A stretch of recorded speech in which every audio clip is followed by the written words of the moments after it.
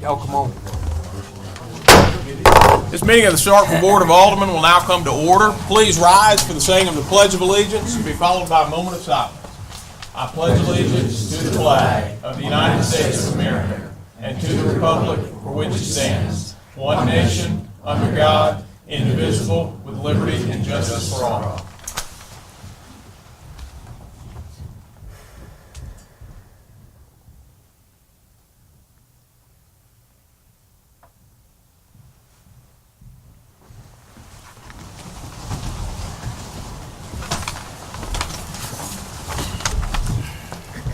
All right, you have before you a copy of the modified written agenda.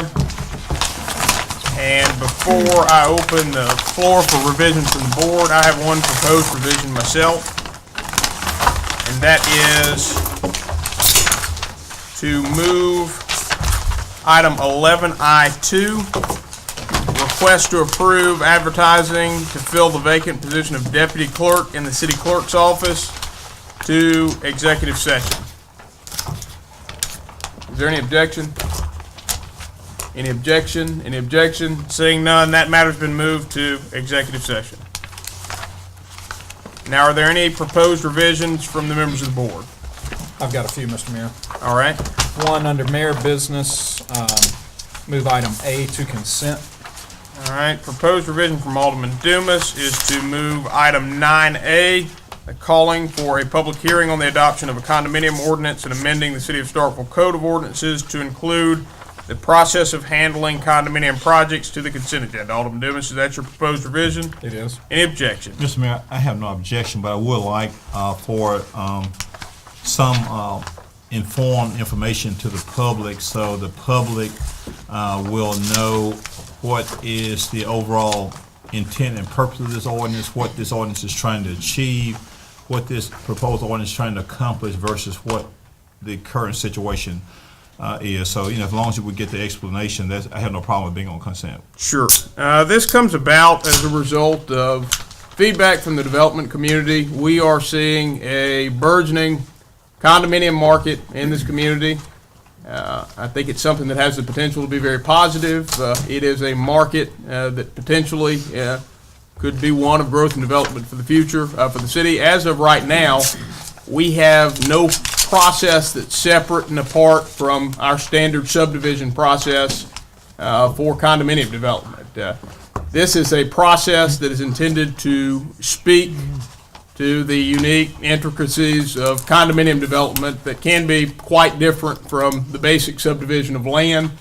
Have spent a great deal of time with our staff, the chief administrative officer, the city attorney, making sure this is an instrument that complies with state law and hopefully puts us in a position to foster sound condominium development in the future. Mr. Mayor, one other question I have at this time, I couldn't have many, but just one for tonight.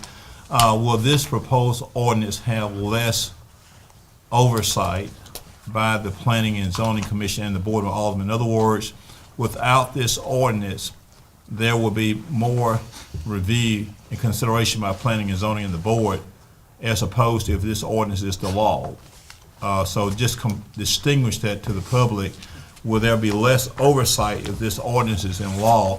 What I mean is, in other words, will the persons and individuals involved be able to, if the ordinance is law, be able to bypass the planning and zoning aspect of the process as they currently stand without the ordinance? Yes, this would not call for a condominium plat to go to planning and zoning and the Board of Alderman, where, as it is currently, if it was a basic subdivision plat, then it would have to go through those processes. And so therefore, it can just, in other words, yes, so there will always be less oversight. Thank you, Mr. Mayor. All right, is there any objection? Any objection? Any objection? Any objection? Seeing none, that matter's been placed on the consent agenda. Do we have further proposed revisions? Under personnel, I'd like to move item 1 to consent. The next proposed revision from Alderman Dumas is to place the approval of hiring Amy Vaughn to fill the vacant position of deputy court clerk in the municipal court department as presented to the consent agenda. Alderman Dumas, is that your proposed revision? It is. Any objection? Do I hear any objection? Any objection? Any objection? Seeing none, Under personnel, I'd that like matter's to, been placed on the consent agenda. under personnel, I'd like to add item 4 to consent. I have just one question before that goes to consent. It talks in that new policy about neutral selection. Is that the equivalent of random selection? Yes. So, All right, the proposed revision from Alderman Dumas is to approve revisions to the drug and alcohol personnel policy as presented. Alderman Dumas, is that your proposed revision? It is. Any objection? Any objection? Any objection? Any objection? Seeing none, I'd like to add item 5 to consent under personnel. Alderman Dumas has proposed revising the agenda to place the approval of a personnel policy on driver's license and motor vehicle records for operations of city vehicles and equipment as presented on the consent agenda. Alderman Dumas, that's your proposed revision. It is. Any objection? Any objection? Any objection? Seeing none, that matter's been placed on the consent agenda. Alderman Dumas, do you have further proposed I revisions? have no further revisions. Are there any? Alderman Perkins. Mr. Mayor, I'm going to make a motion to put an item under personnel number 3 on consent, and this is after consultation with the Chief Administrative Officer and the Manager of the Electric Department, Mr. Kemp, and I move that we grant approval to re-advertise the position of staff accountant in the electric department and that the position of plant accountant be abolished. Alderman Perkins has proposed revising the agenda to place a modified item 11I3 as the approval of the advertisement to fill the position of staff accountant in the electric department, along with, what was the second part of it? Okay, I move that we grant approval to re-advertise To re-advertise for the position of staff accountant. in the electric department and that the position of plant accountant be abolished. And the final part of that proposed revision is that the position of plant accountant be abolished. Right. And that is as presented otherwise. Well, it's not as presented, but that's as I stated it. Okay. And Mr. Kemp, you concur? But you want the advertisement appearing as presented in the package? Yes, sir. Yes, Okay. sir. All right. So the proposed revision is to approve the re-advertisement to fill the position of staff accountant in the electric department and eliminate the position of plant accountant as presented. That's fine. That's fine. Any objection? Do I hear any objection? Any objection? Any objection? Seeing none, that matter's been placed on the consent agenda. Further proposed revision. Alderman Perkins? Oh, no, sir. None. Alderman Sistrum?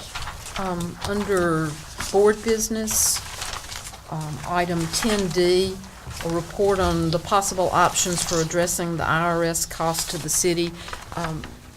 There was, at one of our last meetings, a discussion of there being penalties and interest related to a payment that was delayed to the IRS. We are pursuing having those penalties waived, and the balance due for interest will be less than $650. So I think that's probably, that along with the written information that's in our packet, sufficient to move that to consent, unless someone has other questions. Do you need it on consent or just removed from the agenda altogether? Remove from the agenda. Removed from the agenda. The Thank you. proposed revision from Alderman Sistrunk is to remove item 10D, report on possible options for addressing the IRS cost of the city from the agenda. Alderman Sistrunk, is that your proposed It revision? is. Any objection? Any objection? Any objection? Any objection? Seeing none, that matter's been removed from the agenda. Any further proposed revisions? Alderman Carver. Oh, yes, sir. Under board business, item B, I'd like to remove that from the consent agenda. All right, Alderman Carver has removed item 10B, the consideration of approving the funding and prioritization of the proposed improvements for Greta Lane, Collier Road, and Sudeth Road from the consent agenda. Alderman Carver, do you have further proposed revisions? Yes, sir, one more. I would like to leave item C, the consideration and approval of an RFQ for consultants. If somebody could just, again, give me a little more information of what that was. The only packet we had was kind of vague. Alderman May- Sistrunk, would you may I like to speak address to this? that? One of the things that came to our attention when the tax payment was delayed was that there was an error made and it was not caught for some time. Internal controls are an accounting term of art that means you have those safeguards in place to make sure that those kind of errors are identified as quickly as possible. So as we're going through the process of implementing new software, we were going to have to update our internal control processes anyway. This is just to request a consultant, a fresh pair of eyes, if you will, a consultant to come in, help us make sure that we have those processes in place and that they function with our new software. Is this got a not to exceed amount or? It's a request for qualification, so Yeah. there's no cost associated until we select the partner, as I understand it. Okay, thank you. Alderman Carver, do you have further proposed revisions? Not right now.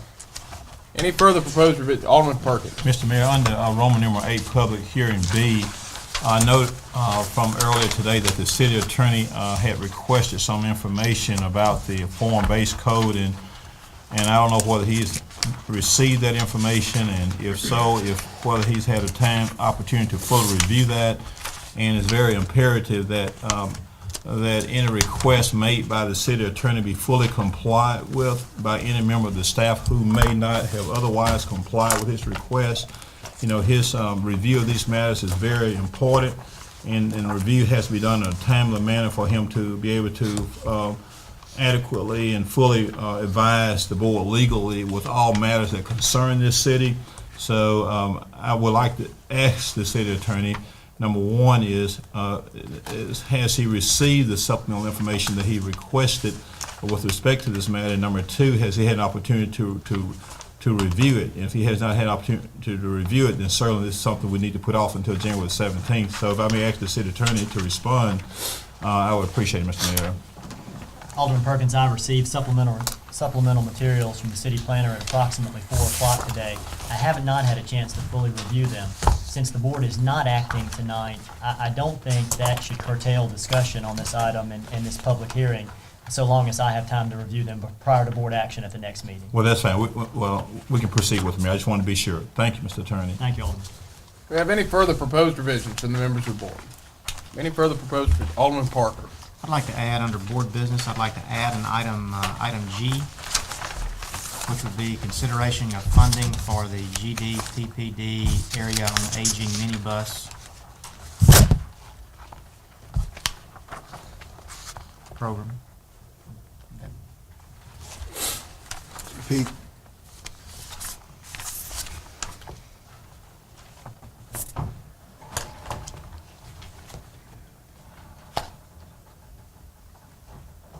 All right, the proposed revision from Alderman Parker is to add an item G under board business. And actually, item D has been stricken, so that would be item F under board business as consideration of funding for the GTPDD area aging minibus program. Correct.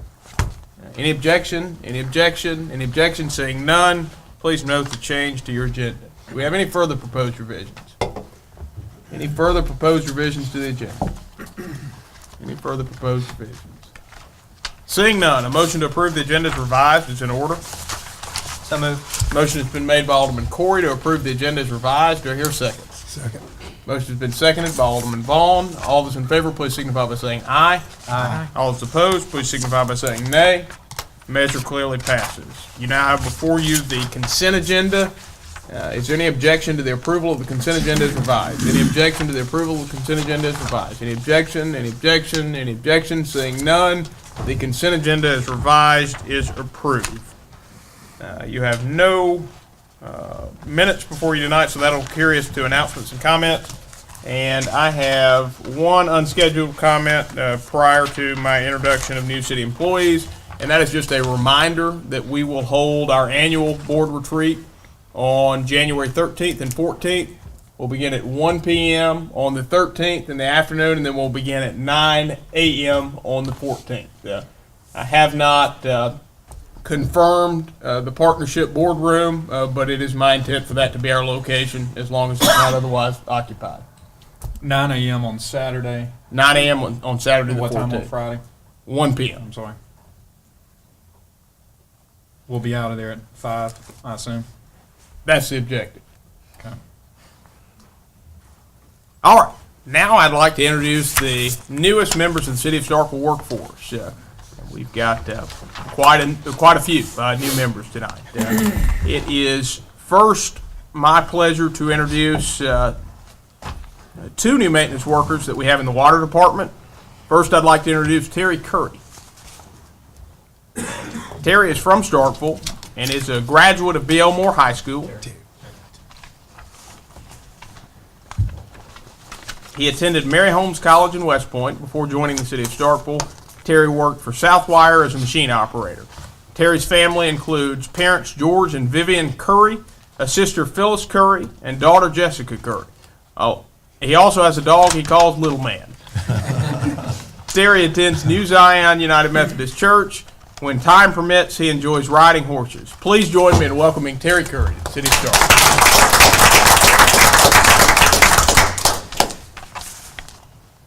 Also joining the water department is Anthony Davis. Anthony is from Starkville and is a graduate of Starkville High School. He attended Rice College in Jackson, where he studied nursing. Previously, Anthony worked for Waters Truck and Tractor, where he drove hook trucks. Anthony and his wife, Gwen, are the proud parents of 3 children, Tyreek, Quan, and Jay. They attend Greater Pine Grove Baptist Church in Starkville. In his spare time, Anthony enjoys fishing, football, and doing carpentry work. Please join me in welcoming Anthony.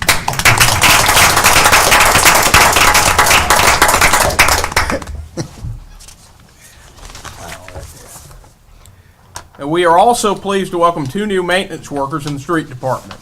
They are Calvin Bell and Adriel Hickman.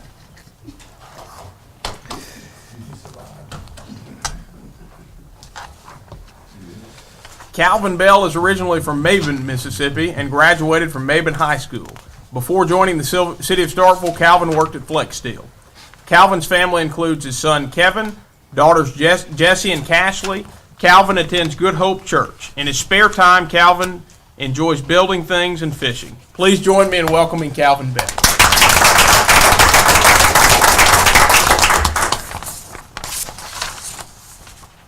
Now I'd like to welcome Adriel Hickman.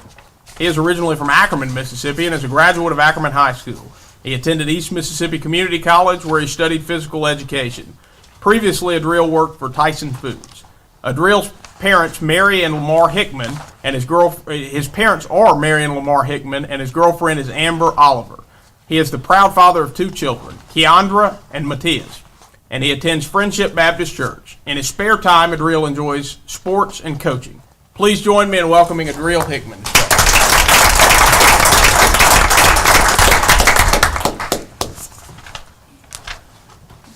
Finally, it is my pleasure to welcome Shasta Plunkett as our new lineman in the electric department. Shasta is originally from West Point and is a graduate of Oak Hill Academy. He attended East Mississippi Community College, where he earned an associate's degree in electronics and instrumentation. Previously, Shasta worked for MDR as a journeyman lineman, and he worked for several years for the City of West Point in their electric department. Shasta and his wife Rebecca are the proud parents of 4 children, Hannah, Evan, Reagan, and Harley Kay. They attend First Baptist Church of West Point. In his spare time, Shasta enjoys hunting and playing golf. An interesting fact most do not know is that Shasta is related to Elvis Presley. Please join me in welcoming Shasta Plunkett.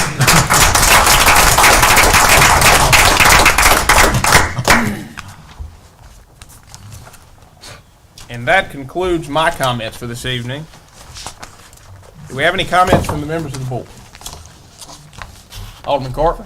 One I've got, I didn't want to bring this up, but I guess I've got to. I was first of all, I apologize for being out of state last week, and I am board liaison to the local airport here, and correct me if I'm wrong, but I was told that we put somebody on the board that, we took somebody off the board with a pilot, aviation experience, FAA experience, just very experienced, and we put someone on the board because they lived in close proximity to the airport. Is that correct? It is correct. And that was the number one reason for putting them on? I was the one who nominated Ms. Bendatrice Reeves, who's here tonight, to be on the airport board. Part of the interest in having Ms. Reeves on the board was that the technical portion of airport board requirements are very well represented by the people who continue to be on the board. However, having Ms. Reeves on the board gives us a broader perspective and brings a new and different voice to that board.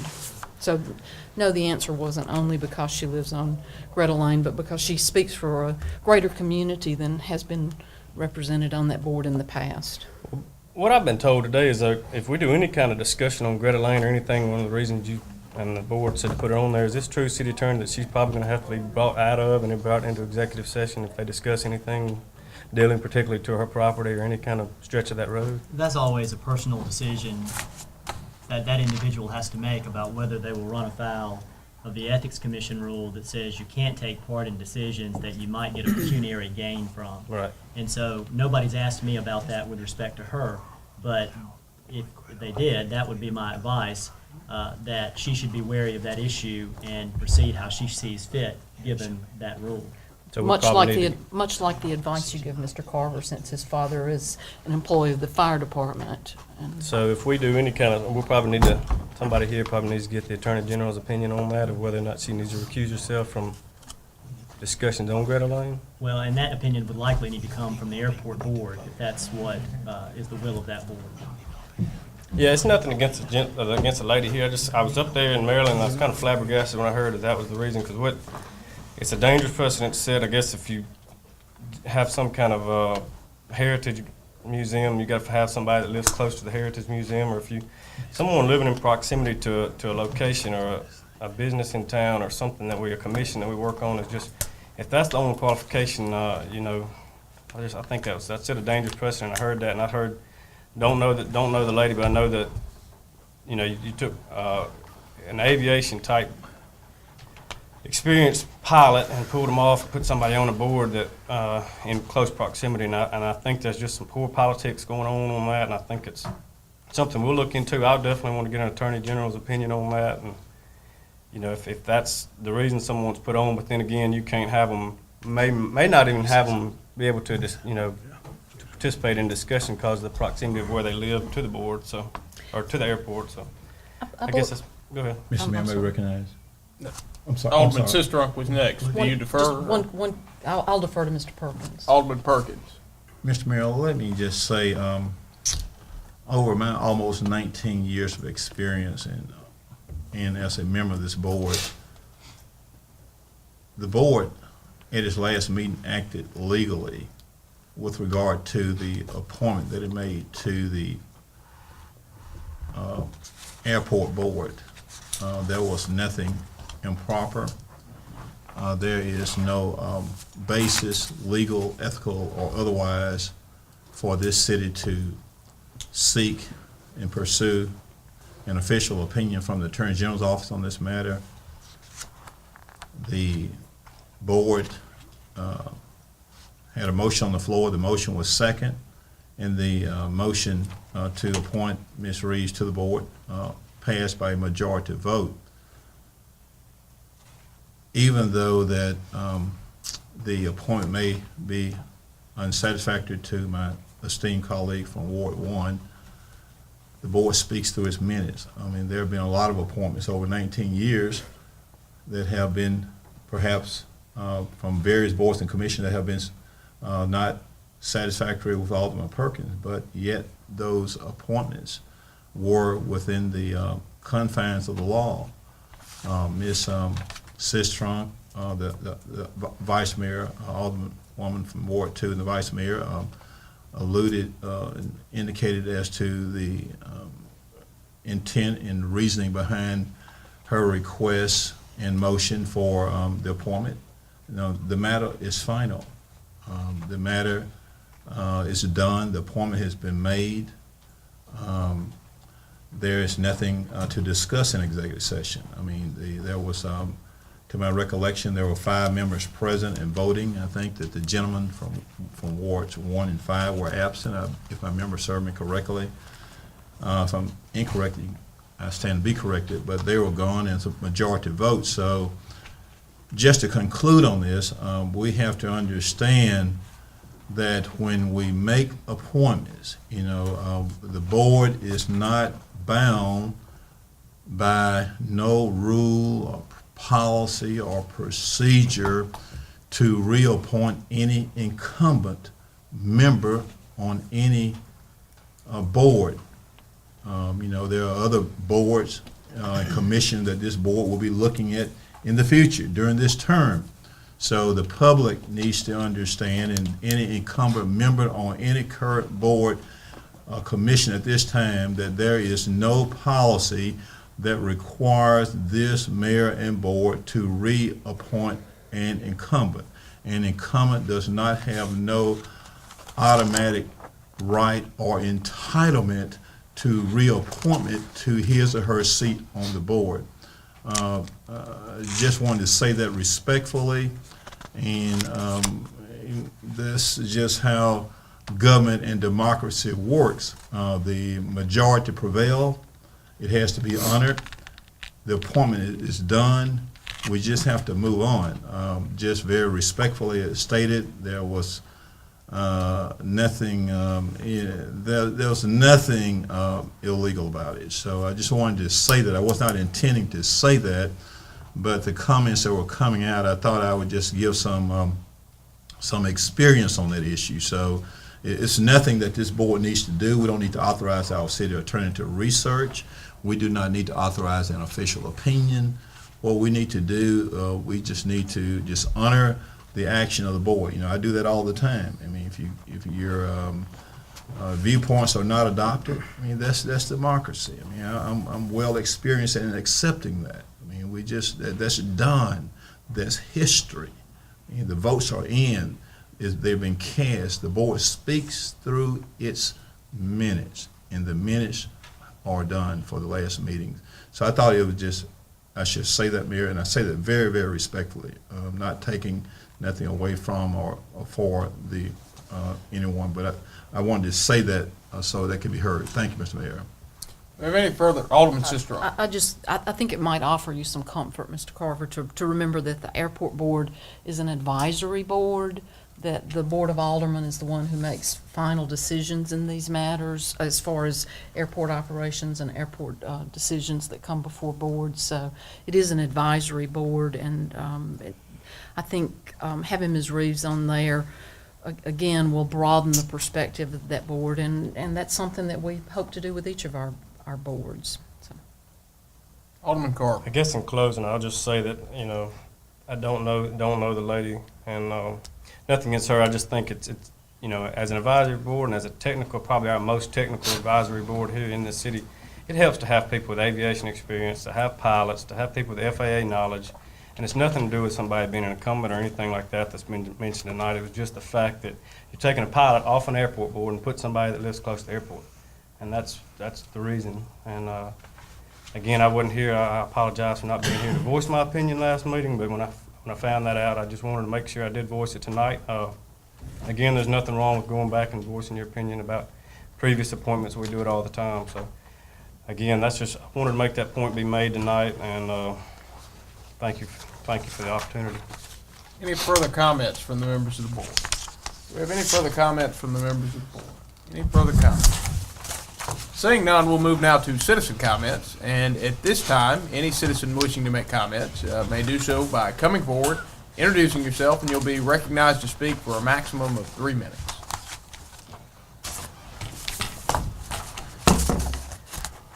Good evening to the mayor and board. My name is Alvin Turner, Ward 7. Happy holidays. Happy New Year to all. I want to Vice Mayor Trump and Alderman Vaughn. Y'all. Mr. Turner. The citizens, they have a few concerns. We have some ladies that work in these stores at night and put out, and they would just want to know if a stun gun legal or not. they are very afraid of people are waiting for them to come out the store and get jumped. It's done, if it's done gone legal or not. They also is concerned about the safety of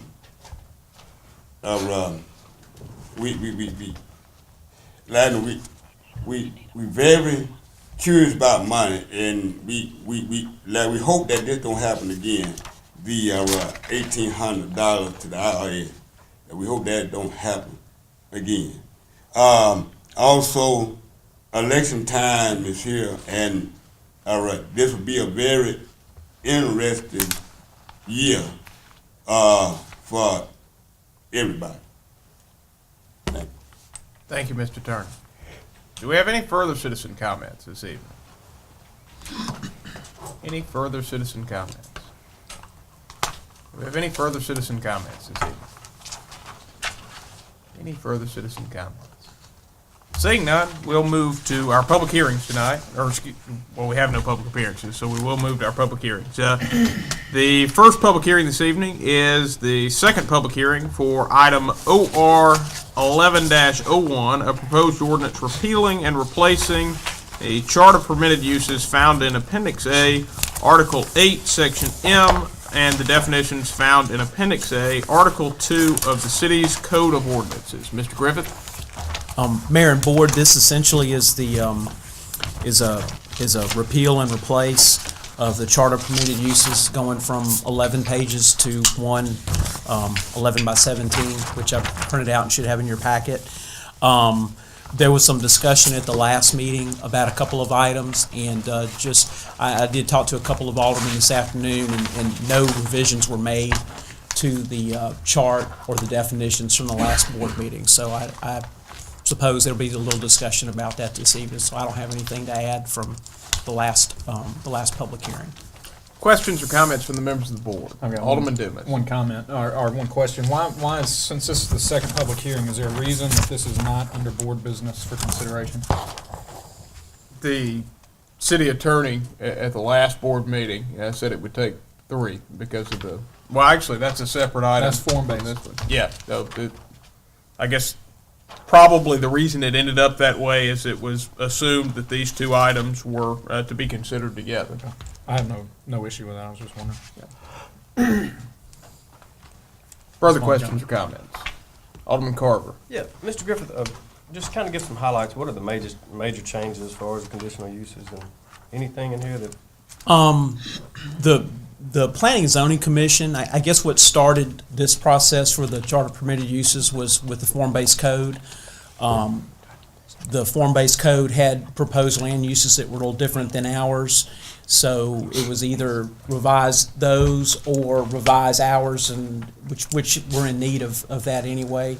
So in doing that, the Planning and Zoning Commission had a couple of work sessions, as well as, I believe, 2 work sessions and 2 public hearings, I believe. One of the things that I guess to summarize, under A1 agricultural, they wanted to maintain that as for agricultural use. If you notice, there's not a lot of uses that are allowed, and a few that are by condition. They also wanted to differentiate for parks and recreation as opposed to a different category for recreation entertainment. In other words, a park or a sportsplex use as opposed to a bowling alley or a roller skating rink, things of that nature. And wanted to encourage parks throughout the city. And if you notice, under passive parks, those are pretty much permitted in just about every category. Encouraging pocket parks, and again, as part of the Healthy Hometown Initiative and all the other wellness and healthy benefits in that. There was also a lot of discussion about allowing mixed uses, which again kind of segued into the form-based code, allowing for live work and also for accessory dwelling units in more areas, and also to even more strongly than we already have been encouraging residential use in the downtown district. Okay. That's probably the big summary. The The other part of that is that we went, again, from 11 pages down to one document. We created more generalized categories, and in the definitions, there's examples of those types. So if someone wasn't really sure what a personal service was, they could look it up in the definition. It's a barber shop, a beauty salon, a nail salon, those types of things. Okay. So there's some examples. Further questions or comments from the members of the board? I've got one question, and I guess I needed to ask. We spoke last week about the car title, payday loan, and loan businesses being not permitted in any zoning, only as a conditional use in M1. And I guess my opinion is the same in that that seems to me to be excessively restrictive, not allowing them as a right in any zoning. And I'd like to ask the city attorney's opinion on what his opinion is on not allowing them anywhere by right.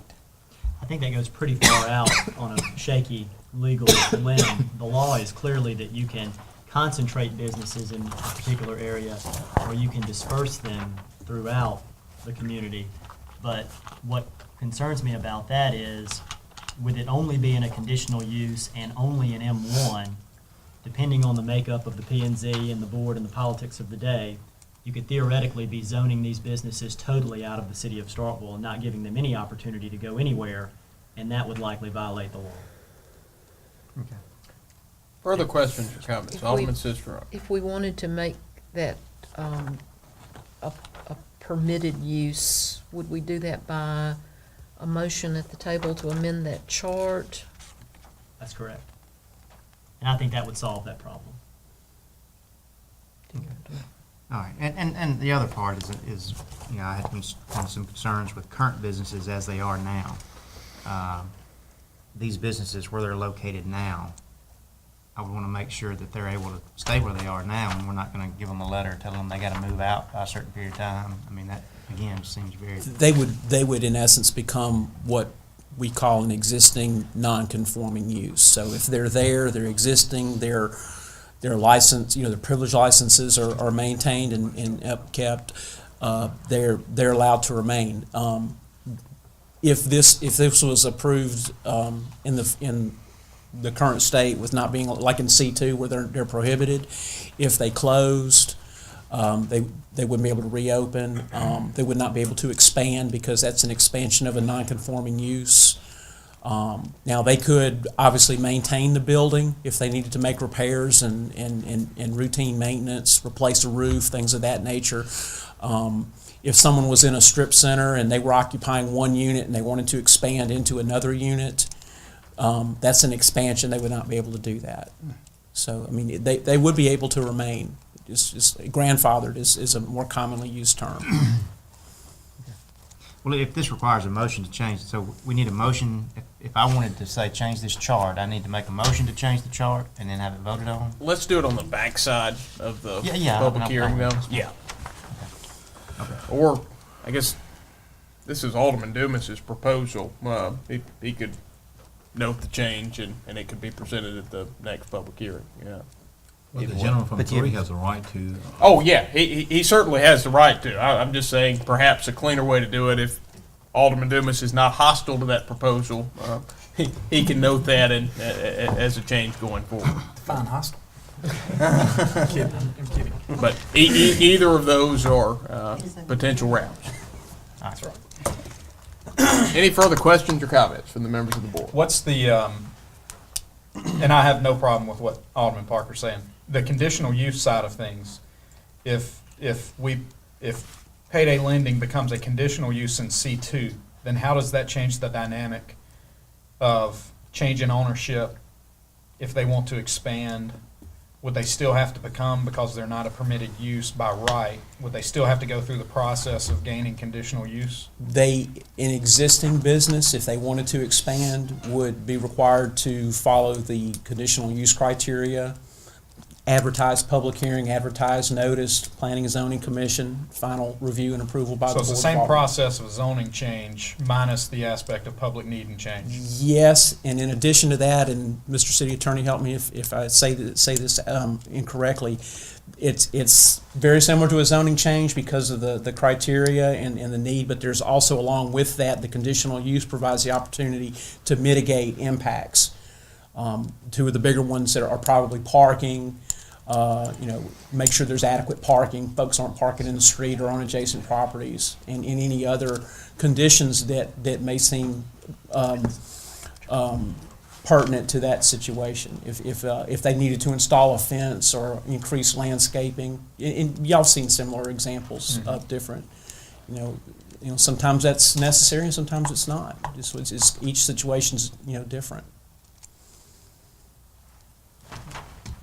Mr. Mayor, may I speak on that? You may. The key, Alderman, to a conditional use request is whether it will have a material adverse impact on the surrounding and neighboring properties. That's kind of the touchstone. The other thing on a conditional use that makes it different than a zoning change is in a zoning change, the applicant has to prove his or her case by clear and convincing evidence. And on a conditional use, the proof has to be just a preponderance of the evidence, which is just over 50%, 50% plus 1. The safest thing to do legally, if it's the will of the board to have a little wiggle room in this payday loan line item, is to do what Alderman Parker proposes and switch the conditional use in M1 to a permitted use, and then make a conditional use in C2, which would cover those businesses that might want to expand and give them the right to be heard in that process. What do you think of that, Alderman Parker? Yeah, that's exactly what I would propose. I have no problem with that. So for the record's sake, let's make the use to the chart on that standpoint. And So- of course, we've got another third hearing so we've got ample time for notice of our publication of this for the final public hearing, correct? We do. Before This consideration? is our fourth hearing on this issue, so this has Right. been well aired out, and we're only changing one line item on a sheet that has, I hadn't counted, but over 30 line items. Right. So I think we're safe, given that notice has gone out, that we can decide this on January 17th if it's the will of the board to do an up or down vote on that day. So you don't want me to give you a board action, I can trust you to bring it back with Absolutely, those changes. for the record. So Alderman Dumas will amend his proposal as stated to that effect. You got that, Bill? Noted. Any further questions or comments? Alderman Carver. While I've got you up here, one thing we're having a problem with, and I get a lot of constituent requests, vehicle sales and service, what constitutes that? Because we've had problems with people selling 8 or 10 cars in the field or a gas station or a lot, or does it have to be brick and mortar structure? No, they have to have a license. I believe the state regulates them pretty closely as far as how many vehicles they're allowed to sell a year. I mean, you personally could sell, I want to say it's 3, I may be wrong, but after you sold so many personally, Yes, sir. the state requires you to have a license. Now, as far as where they're setting up, our code inspector gets some calls about that. They seem to congregate in certain areas. Sometimes they're on a vacant lot, sometimes they're on a business, convenience store, gas station, what have you. We really don't have anything that specifically calls that out. The best way to regulate that is not. There is, and my guess is gonna be that that's gonna fall under, unless we have something specifically for vehicular sales and service, especially the sales part, because it doesn't involve a mechanic shop, et cetera, is probably going to be either something specific or under outside display and storage. And that's kind of a broad category that covers a lot of things, and that's something that we're probably going to need to address because there's a lot of things that fall under that umbrella. Further questions and comments from the members of the board? Do you have any further questions and comments from the members of the board? Any further questions or comments from the members of the board? Seeing none, we'll move to the public comment portion of the public hearing. And we will conduct this portion of the hearing in keeping with standard practice, where we will hear in alternating fashion from those for and against the proposed changes. Each person will be given a maximum of 3 minutes to speak. Each side collectively will be given a maximum of 15 minutes.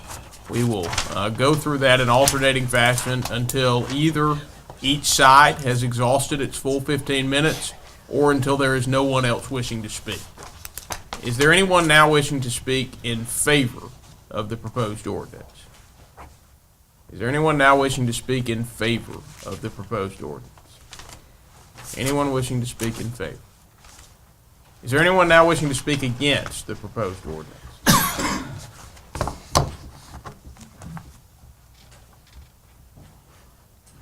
Good evening again. My name is Aaron Turney.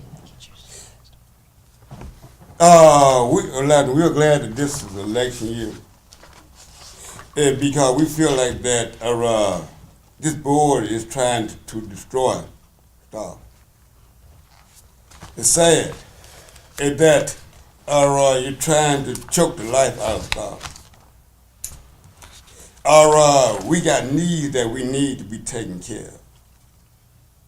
And as I said at the last meeting, the wants can wait. But we're glad that this is election year. And maybe we need to get some settle-minded people so that we can start choking the life out of stuff. Thank you, Mr. Turner. Is there anyone now wishing to speak in favor of the proposed ordinance?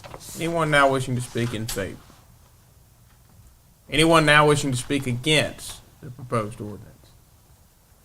Anyone now wishing to speak against?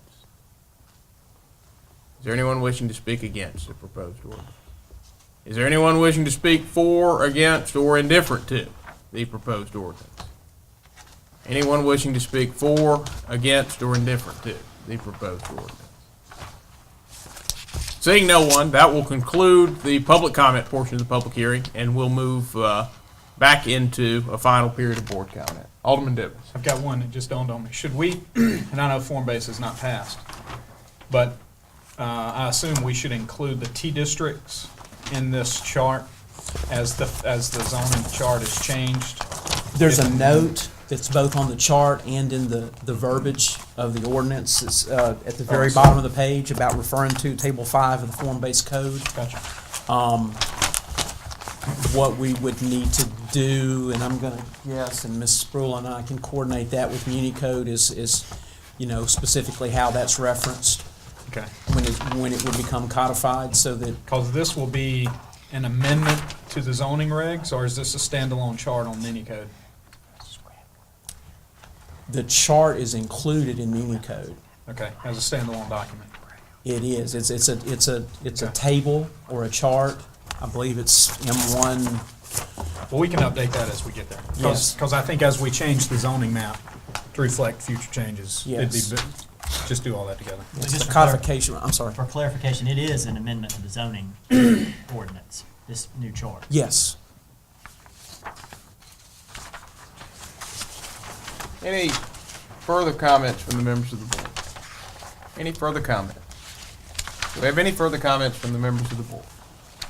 Seeing none, that will conclude the second public hearing on item number OR 11-01. We'll now move to a second public hearing on item number OR 11-02, a proposed ordinance amending the city's official zoning map and code of ordinances by adding Appendix A, Article A, zoning, Article 7, district regulations, Section T, transect districts, by means of a prepared form-based code entitled Downtown MSU Corridors for areas which include portions of Mississippi Highway 182, Main Street, University Drive, Lampkin Street, and Russell Street. Mr. Griffith?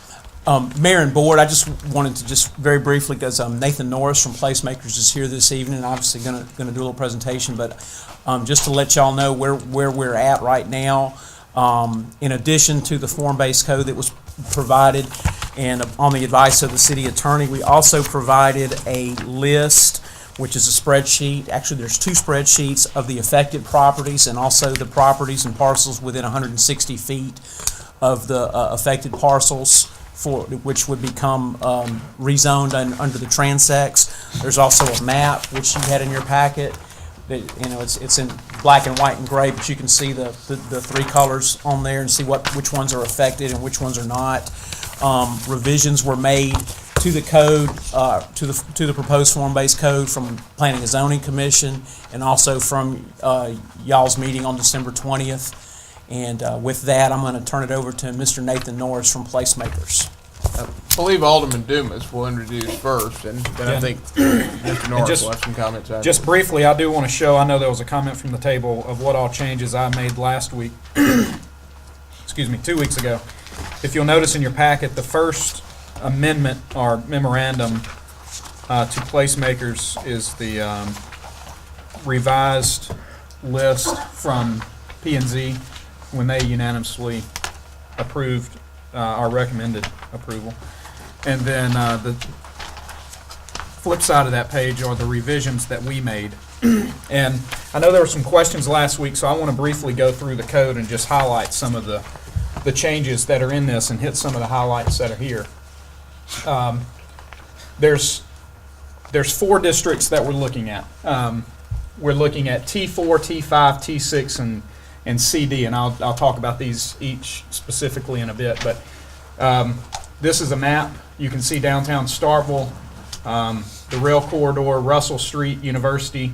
And as you remember, as part of the RFP, we asked specifically for codes looking at those corridors of 182, Main, Lambkin, Russell, and University, because we saw those areas as ones with the highest need, as well as ones that had the greatest potential for development and growth. And it was our, as part of the RFP, we were looking for the ability to look at uniform growth, more managed growth, growth that really would help the development of this community and be easier from the development process as we move forward.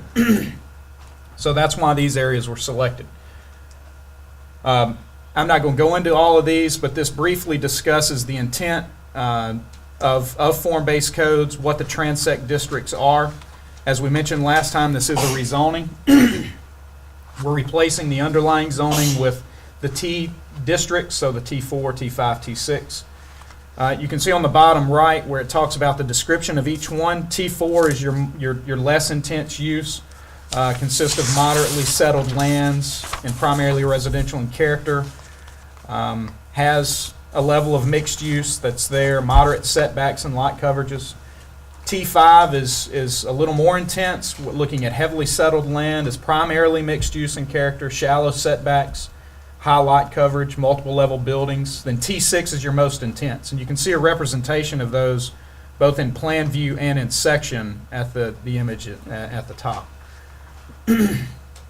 This talks specifically about the administrative review, exception and variances that we have. This follows very clearly our current process, whereas if a project were to come in this area that met the current standard or met the code, Development Review Committee could simply stamp that project as approved and they get their building permit by right.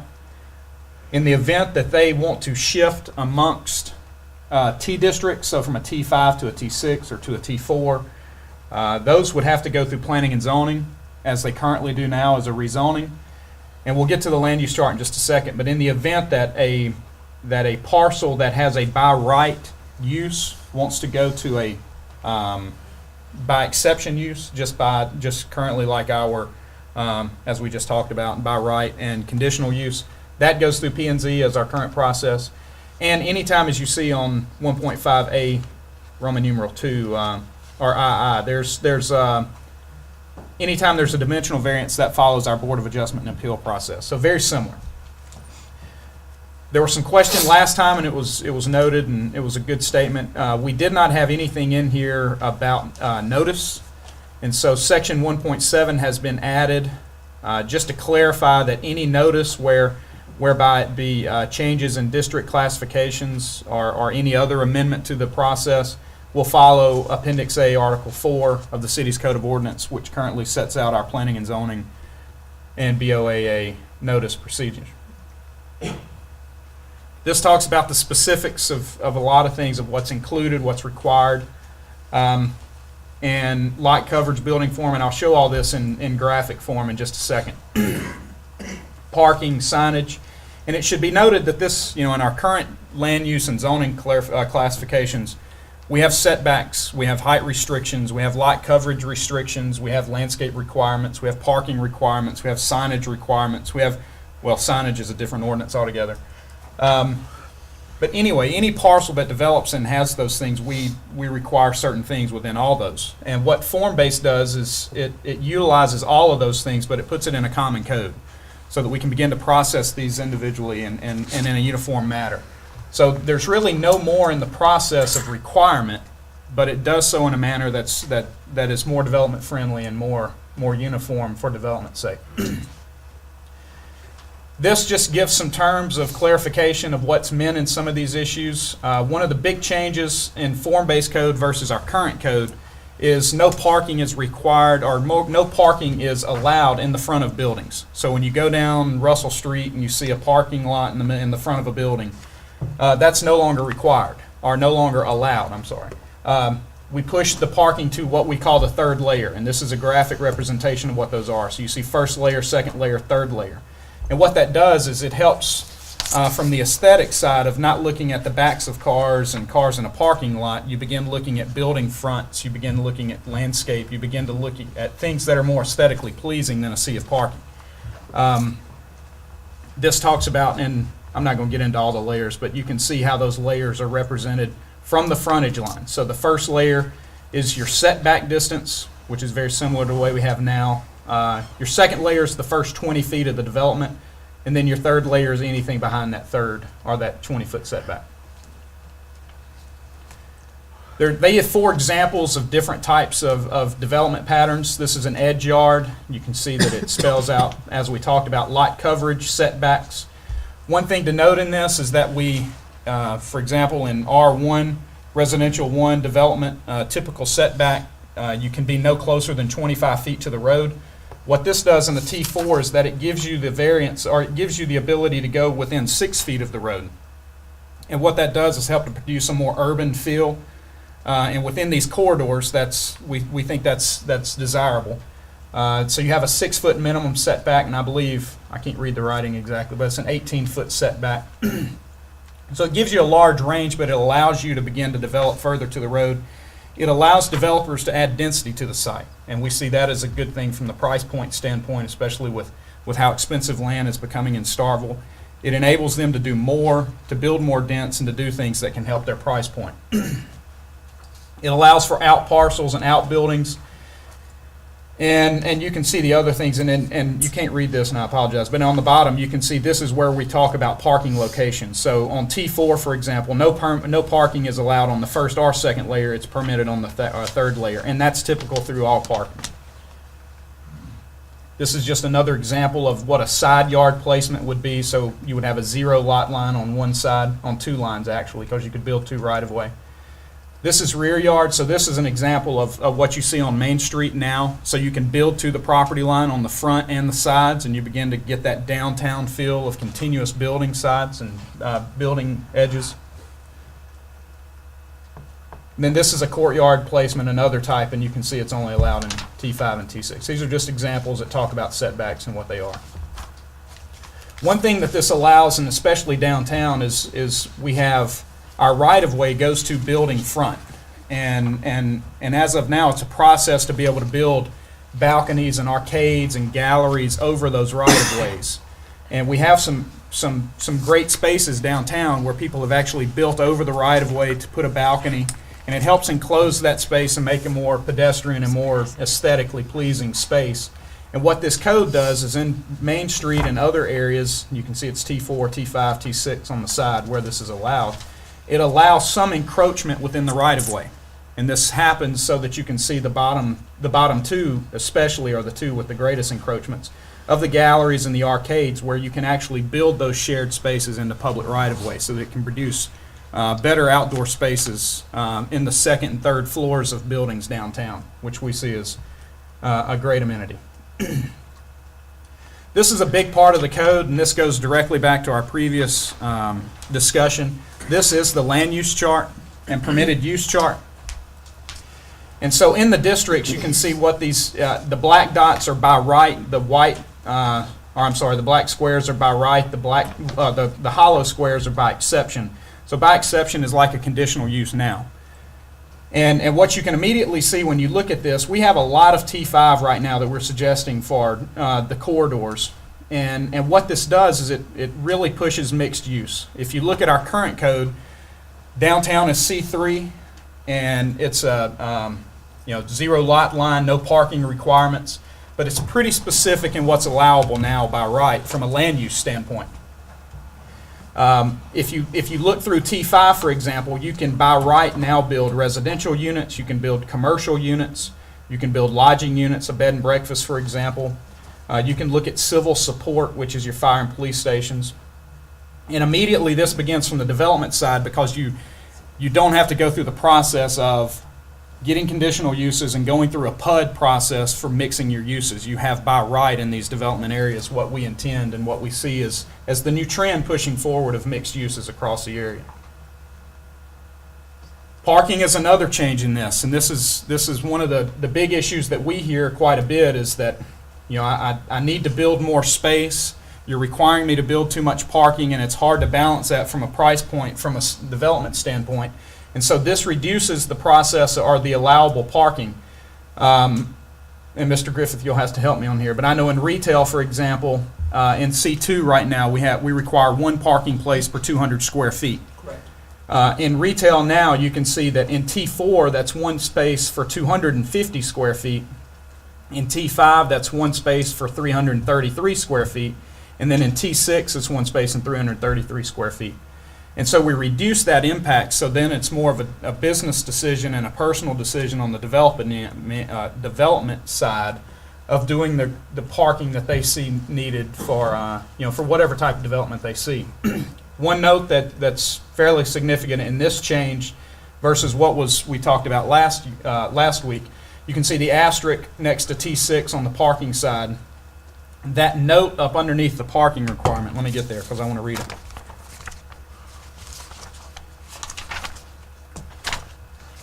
States, areas previously classified as C3, Commercial Business District, on the official zoning map of Starkville, Mississippi, prior to the date this amendment was adopted, shall be exempted from T6 parking requirements. And this came out last week when we were talking or 2 weeks ago, when business owners and individuals who own property downtown, right now our C3 code, our zoning, which is downtown, you can't build parking.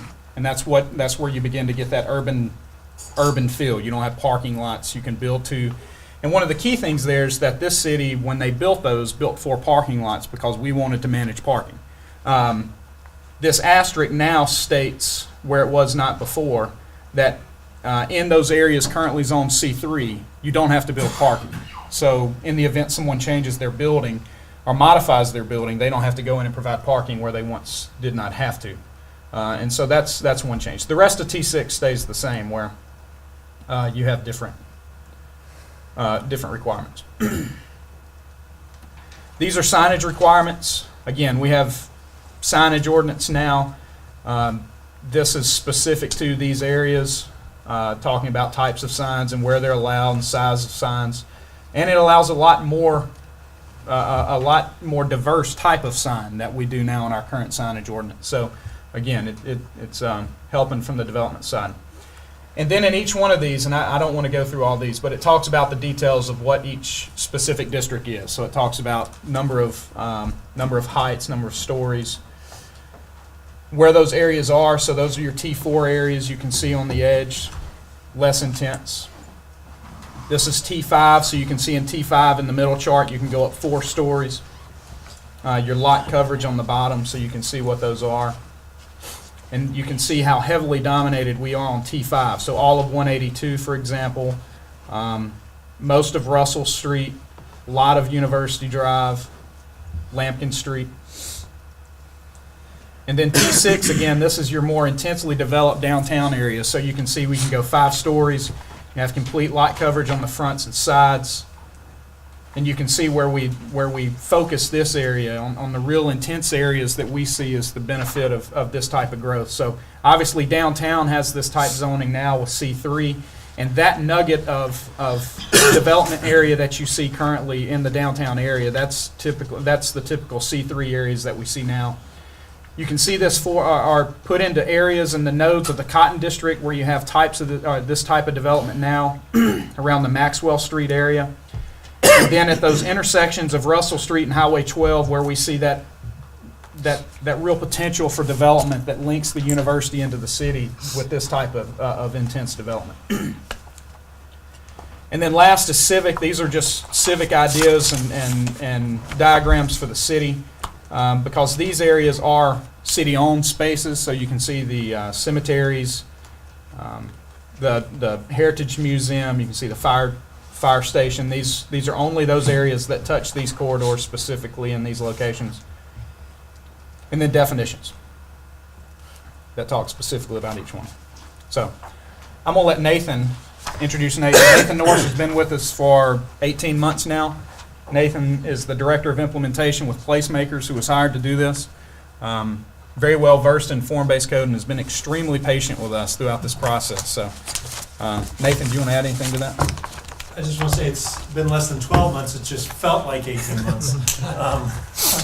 I really just wanted to come here today. I'm very excited about this, but I wanted to be here as a resource if there were any questions or concerns by anybody to talk about this. I thought you did an excellent job of summarizing the key details. I do think from a general public perspective, the major change is what you referenced before, which is simply regulating where the parking occurs.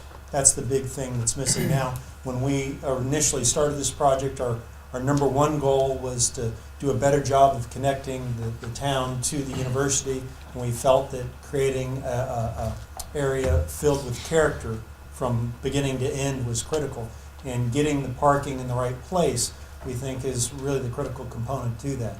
At the same time, we believe that freeing up these corridors for a greater variety of what can occur there will also benefit the amount of development that you receive. And so long as it's following these form-based requirements, I think you'll get the type of development that will really complement, the town and build greater character that ultimately will do a better job of connecting the town to the university.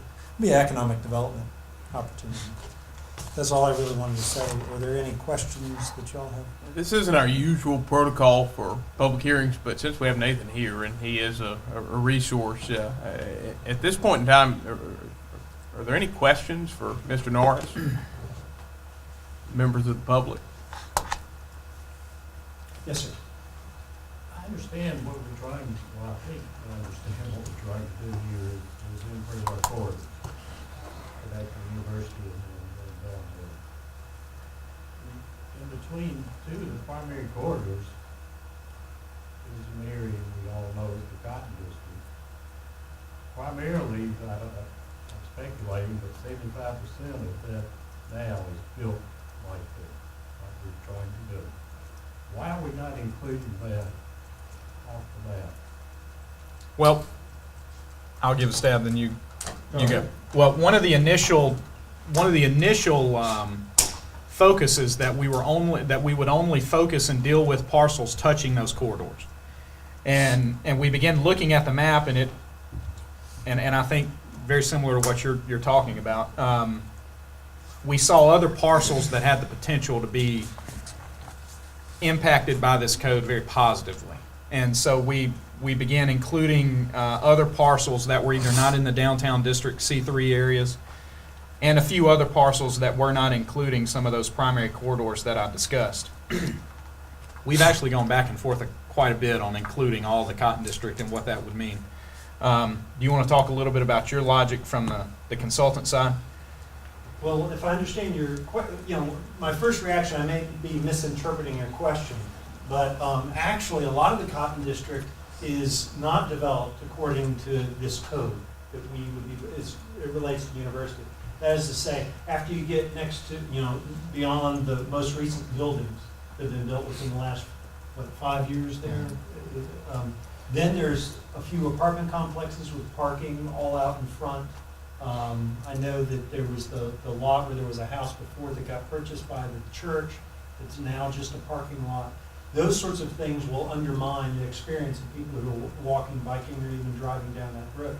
So my first reaction was that actually there's a lot of development along there that still isn't as good as what I think you can have, and it is likely to come as a result of this code. Is the question more about what's happening behind the the university, the other parcels? or- Correct, off, Cardigan, Maxwell.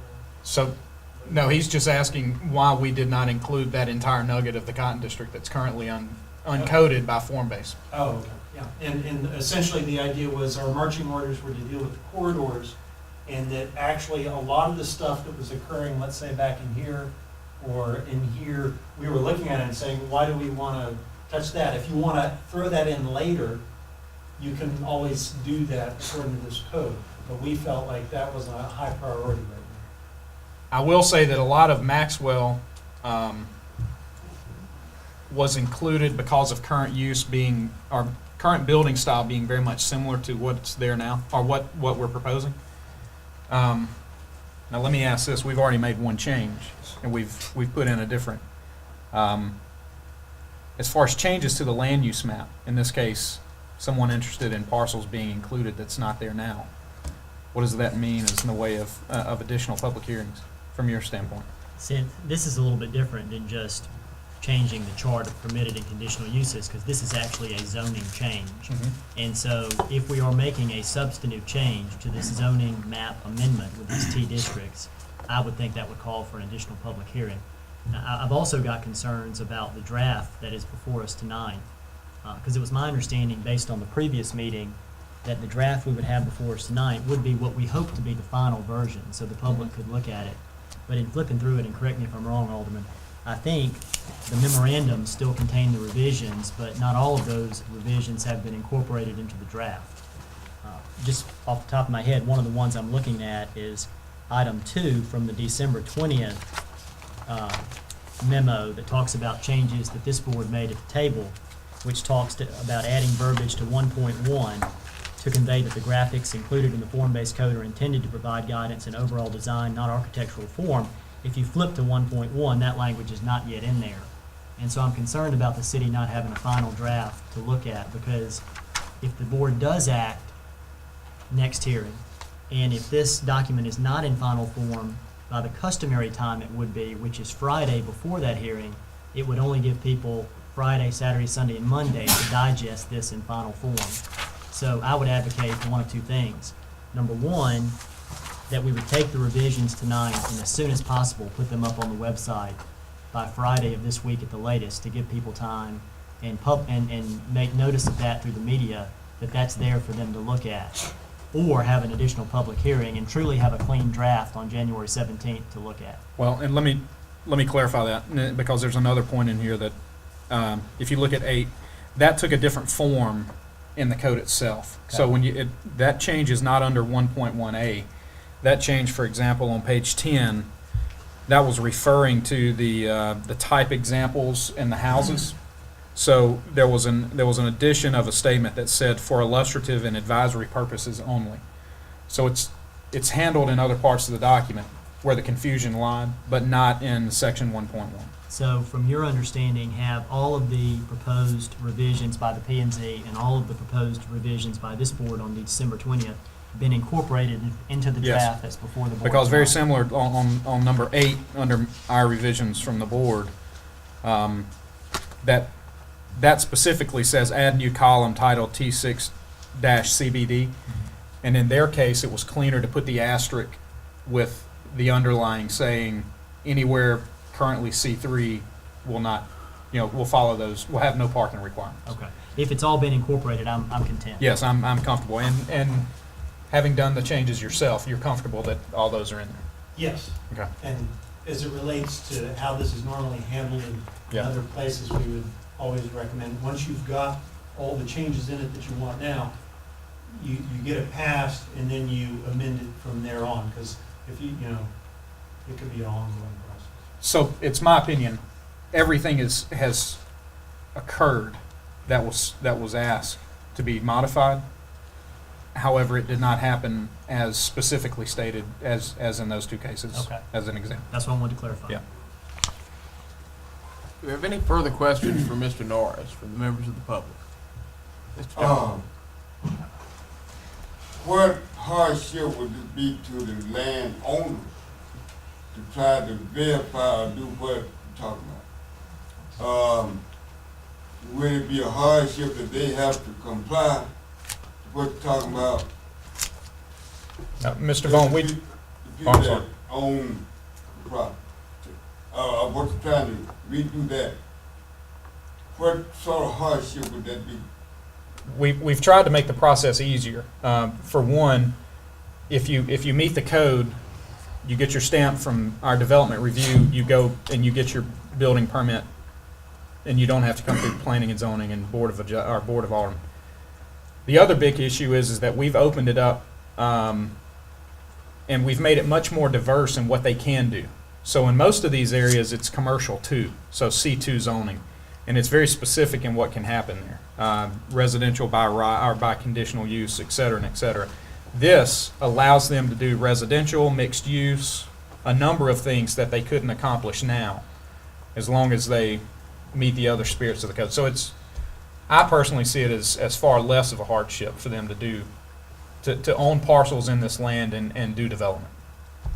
Now that's, Well, a lot of people that townhouses, condos, what kind of hardship, apartment building, what kind of hardship would that be? I mean, you're saying one thing, but will the landowner understand? absolutely. And another, from my standpoint, it's very beneficial to have this sophisticated of a document and code where these landowners know exactly what's expected. And I think those are very beneficial, even from the standpoint of reduced parking requirements, which from a development side is very beneficial because they can spend more money in density that makes them money versus parking spaces that does not. Do we have any further questions? This is sound amazing. I'm no rocket scientist, but if I can't find a place to park, I'm going someplace else. So y'all, that's it. Well, and we require parking throughout the entire, I know, but that's just a comment. Y'all Right. just digest that. Any further questions or comments? Yes, sir. You alluded to maybe that area that I asked about is not included now. At a later date, changing it. Is that going to be a zoning change then, or so you've got to come in and prove that the area's changed and everything, all the pre-requirements for a zoning change? Run that by me one more time, sir. The area I asked about why it was not included in between, mainly in between Russell and University Drive, the Cotton District, as we know it. Yes, sir. If that area is not included now, and he said we could possibly come in later and ask that it be changed to form-based codes, what is going to be involved in that process? It would go through the standard rezoning test, just like this rezoning, which you have to meet two questions. Number one, has there been a change in the neighborhood that would justify the proposed rezoning? And number two, is there a public need for the proposed rezoning? Okay. With this change that we're proposing along the corridors, will that satisfy question one? That would be the argument. Right. Yes, sir. Do we have further questions? Any further questions or comments? Any further questions or comments from the members of the public? All right, seeing none, we'll now move into our official public comment portion. And I assume we've probably exhausted many of those, but we'll work through it. Same format as I just described before. Is there anyone wishing to speak in favor of the proposed ordinance? Anyone wishing to speak in favor? Is there anyone now wishing to speak against the proposed ordinance?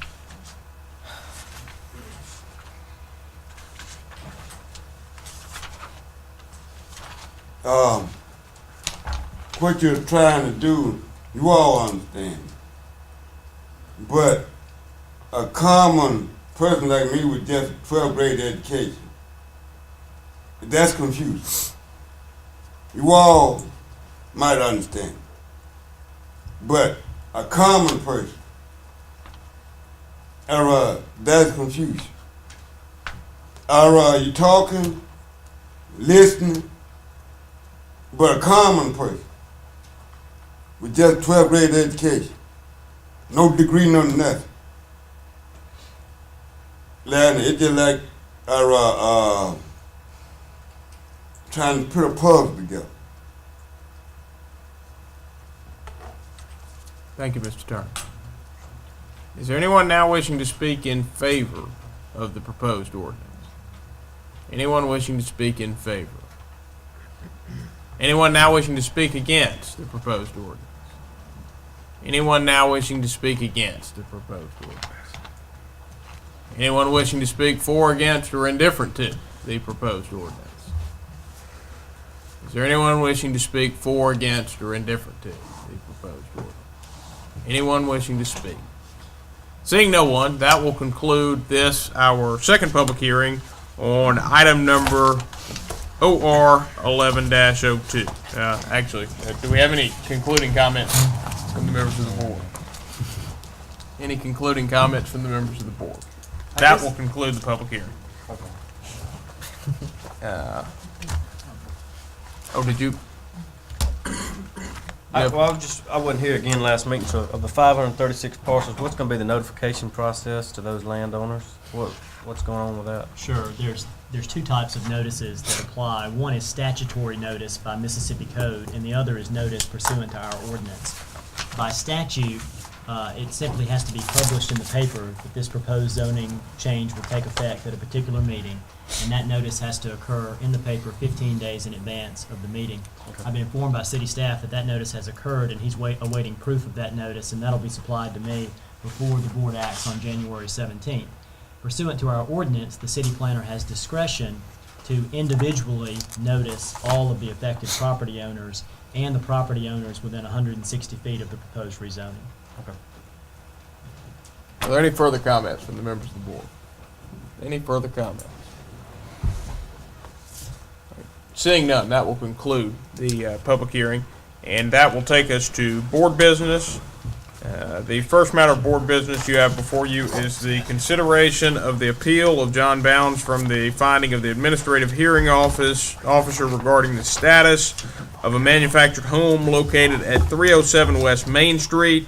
Mr. Bound informed the city this afternoon that due to a family emergency, he would not be able to attend.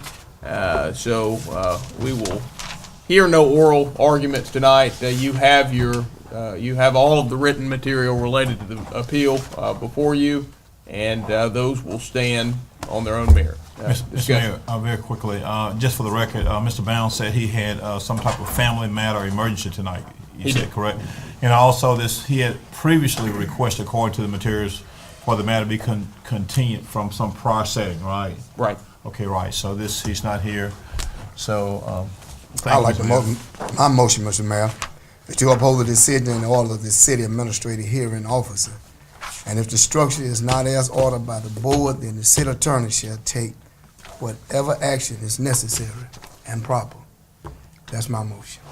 All right, we have a motion from Alderman Vaughn, hold on, to uphold the action, or uphold the decision of the administrative hearing officer. Where is my packet? Where is it? I've got it. To uphold the decision of the administrative hearing officer and order, to uphold the decision and order of the city's administrative hearing officer, and to authorize the city attorney to take all action necessary and proper to effectuate the moving of the manufactured home. Yes, sir. Do I hear a second? second. Motion has been seconded by Alderman Perkins. Alderman Vaughn, do you wish to speak on the merits? No, sir. All right, I believe the city attorney now wants to say something. Alderman Vaughn, I like your motion. I want a slight language tweak to it, so tell me if you agree with this, just to let us comply a little bit with some legal terms of art. Your first part of your motion is fine, to adopt the finding of the administrative hearing officer, and I would phrase it with the addition of allowing the city attorney to seek all fine collection processes allowed under the law, including all potential liens, impoundment, and removal of the property. Fine. Thank you, sir.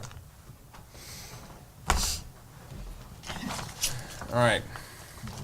And without objection, I'm going to let Alderman Vaughn accept that as friendly. Yeah. which he has. Is there any objection from the members of the board?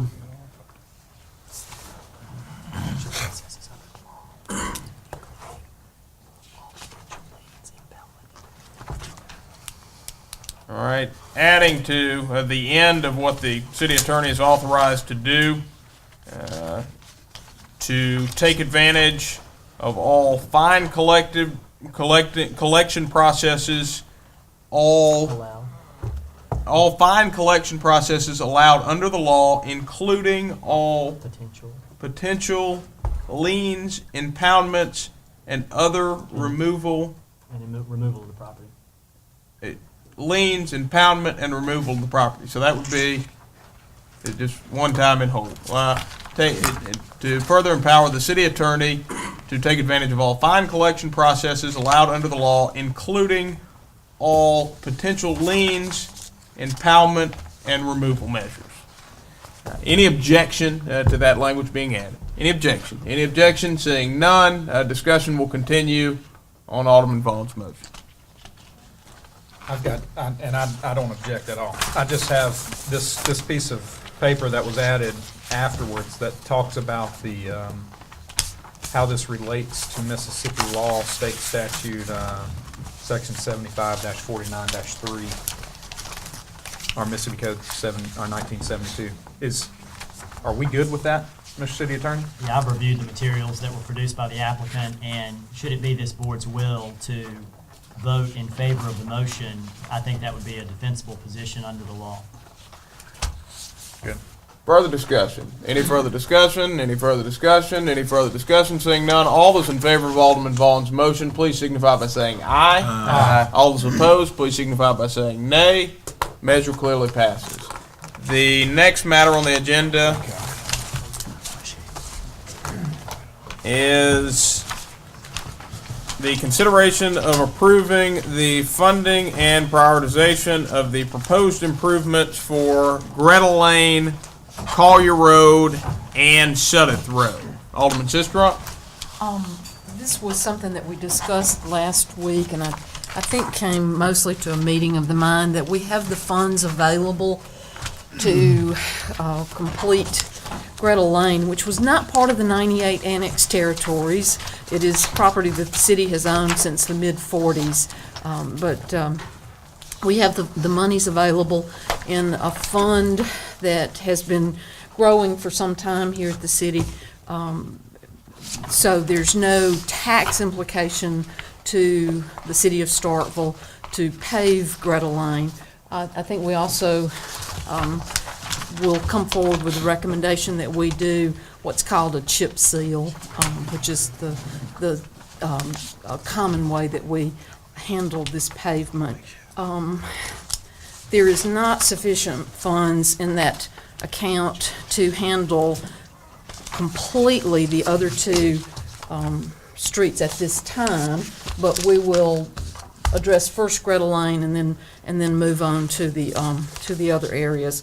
And I'm looking for my suggested motion here. And while you look, Mr. Mayor, may I say something briefly? You may. And Mr. Sistrunk, while you're coming up there, you basically, I think the motion going to be, from what I'm reading this, is that you want to use the fund with Greta the first choice and Collier. Right. And actually, Ms. Sproul, Sudeth is really not going to require any funding because, we've overlaid Sudeth to the last house, and we've been dragging it from the last house to the end anyway. So, that's just part of our maintenance. So no new dollars spent. No new dollars, correct, Mr. Engineer and Ms. Sproul?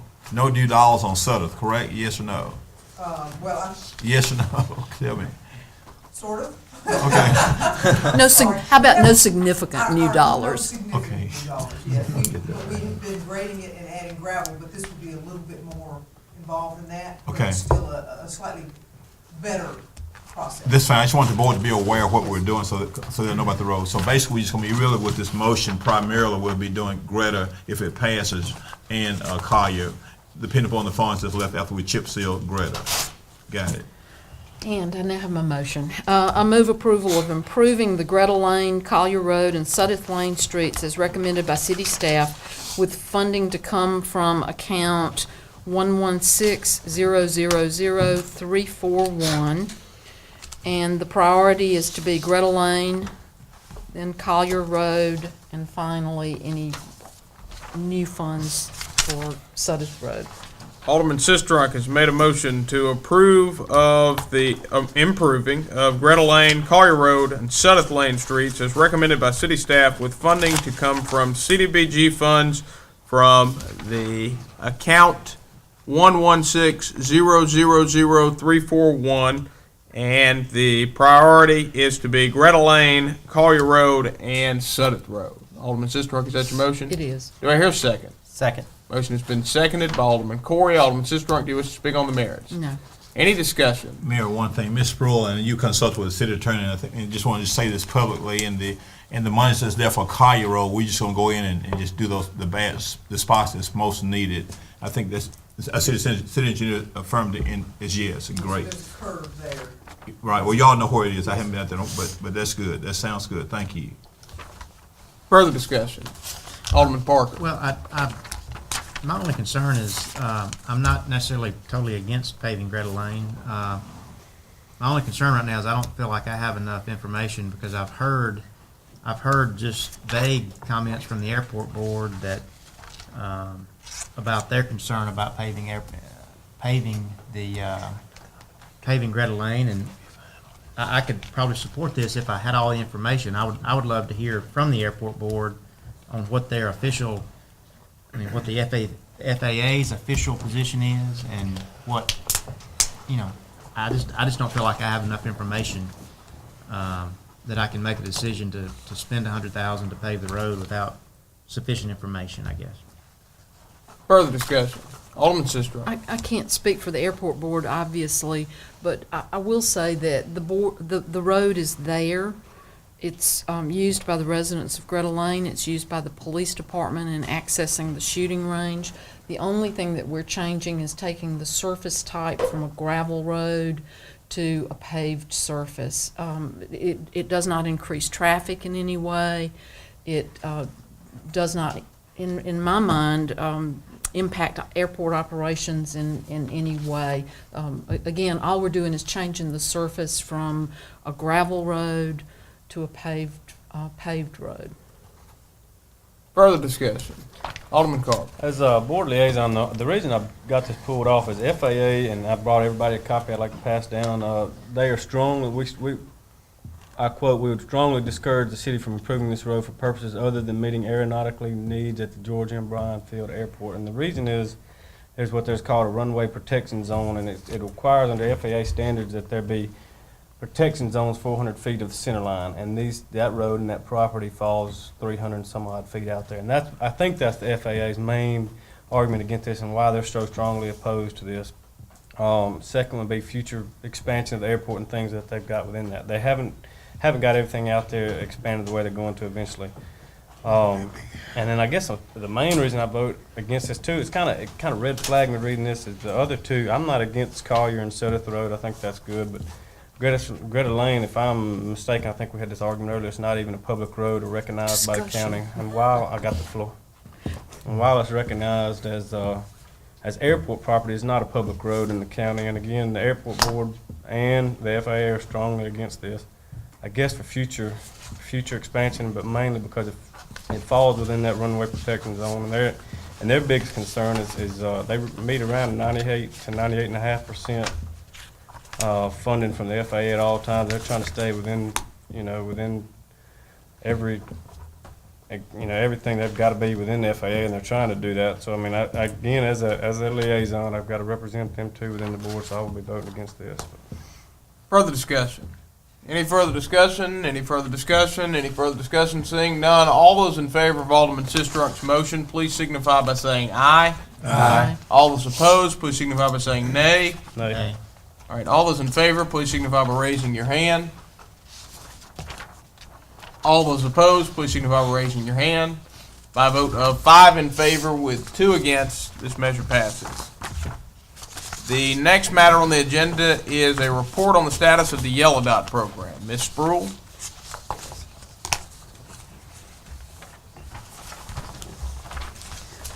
Mayor and Board, if you recall, the Yellow Dot program was a program that was intended to provide emergency responders with information as first responders on the scene of an accident.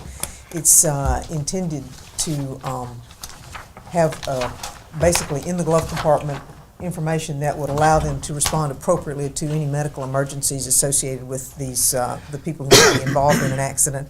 I think Alabama was the first state, or one of the early states, that began it, and so we've drawn from that. And Alderman Sistrunk was the person who brought it to our attention and brought it before the board, and you approved it. We have funds for it, and as it stands right now, what we are doing is we are taking some pictures so that we can put a brochure together, and we have identified locations that will provide us the areas that people can go to sign up for the program. We're very fortunate in that the Park Commission, Matthew Rye, has agreed to take the lead on this, and the point person for that at the Park Commission will be, or at the Sportsplex, will be Sheila Reynolds. We are essentially going to be getting the brochure together, and once we do that, we will have the materials available for the people to put their information in, and we will make some publicity announcements for it. And it should be a very good program. It's a very positive program. I think we'll be the first ones in the state doing this, although I think there's some others who are looking at it at this point in time. But I believe we'll be able to get that done within the next month or so, and I think it'll be a very positive thing for us. So we're looking forward to it. And it is a joint effort between us, the county, and MSU. Sanderson Center is going to be one of the locations. They've agreed to participate, and the Tippecanoe County Hospital, the Wellness Center, has agreed to participate. So I think it'll be a very positive thing for us. Questions or comments from the members? I thank you for the update, and I just wanted to have an update because we had started the process earlier this year, and this kind of thing can lose its public visibility. So I appreciate your bringing us up to speed. The next matter on the agenda is the discussion and consideration of evaluating the RFQ submissions and selecting a firm to assist the city in the redistricting process. Discussion. Alderman Carver. I was kind of reading through these this afternoon. Who was the lowest bid and the best bid? Has that been determined yet? I didn't see but one price. Did any of the rest of them submit prices? They all had prices. Their prices were not all presented the same way. Right. Some presented billable hourly rates with hourly estimates. Some presented a budget, so it's not a complete apples to apples comparison. Right. Alderman Sistrunk. There is quite a discrepancy in the range of costs that were presented, and I'm not completely comfortable that we have apples to apples kind of presentations in terms of cost. Redistricting is something that's important to us as a city. It's something that we want to take care in doing this properly. We want to be sure that we protect the rights of those people who are recognized as being protected groups, whether it's based on race, color, sex. There are groups that need to be protected. We do have two majority minority wards that will be critical as we go through this redistricting process and maintaining those. We're aware of that, and we're sensitive to that at a personal level too. So I'm hopeful that we will have some guidance in terms of how we want to proceed with this tonight from groups that have that interest. Further discussion. Alderman Carver. I guess this is, I guess everyone except for Alderman Perkins, this is our first time to deal with this. And I guess my question is an open-ended question would be, what are the advantages of, I think we have one local, everybody was experienced and good candidates. We have one local. What would be a positive and negative having a local firm conducted versus an outside firm that might be more unbiased? Or, I mean, I guess that's an open-ended question if we got to pick one tonight. Yeah, and you could certainly argue pros and cons both ways. The local groups certainly would know more about the area, The outside groups would provide an outside perspective, which sometimes it can be less biased than a local perspective. So I think those are generally the pros and cons for internal versus outside, or local versus outside. And I think another important thing for us as we review these and as we select someone is that we choose a group who can help us through that very critical public hearing part of this as we gather input from the community and from the sitting board. As far as just a purely technical exercise, you would look at it from one set of criteria, but I do think it's important that we have some guidance as we go through this, because if we do it badly, if we save money on the front end because we go with a lowest price program and we wind up having to go through a court case related to this, we'll wind up spending the money on the back end. So I just want us to choose somebody that can help us get through the process efficiently and with everyone's voice being heard as we go through this process. Alderman Perkins, you are the only person that's been through this process before. Having reviewed the proposals, do you have any opinions as to which ones merit the most consideration? I am listening at this time. I'll weigh in when I need to. Right. Alderman Dibble. Chris, correct me if I'm wrong, but I know from a design professional RFQ standpoint, price cannot be a determining factor from an RFQ standpoint, specifically on qualifications. Now, from an RFP standpoint, price is a consideration from lowest and best. And so, are we legally, I know, and I think it's an AIA specific, and it may be ASLA specific. Cost cannot be a qualifying factor on RFQs for professional design services. Is that true in this case from, I guess, from a true state statute standpoint from an RFQ? Sure. And I would answer that by saying not necessarily when you say it can't be determinative. I think price can be factored in.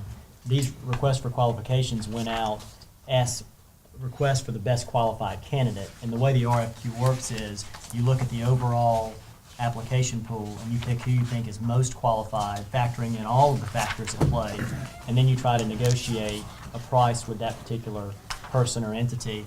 And if a negotiation can't be reached, you go to the next person on your list. And so I do think it can be considered, but it's not a true lowest and best determination like a normal bid would be. Right. And so from our standpoint,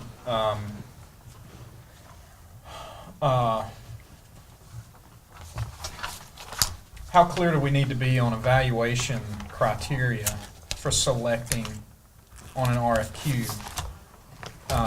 Whereas I know on an RFP, we need to be pretty clear in determining lowest and best, and especially when you're going non-lowest but best. How does that factor in when we know cost associated with an RFQ?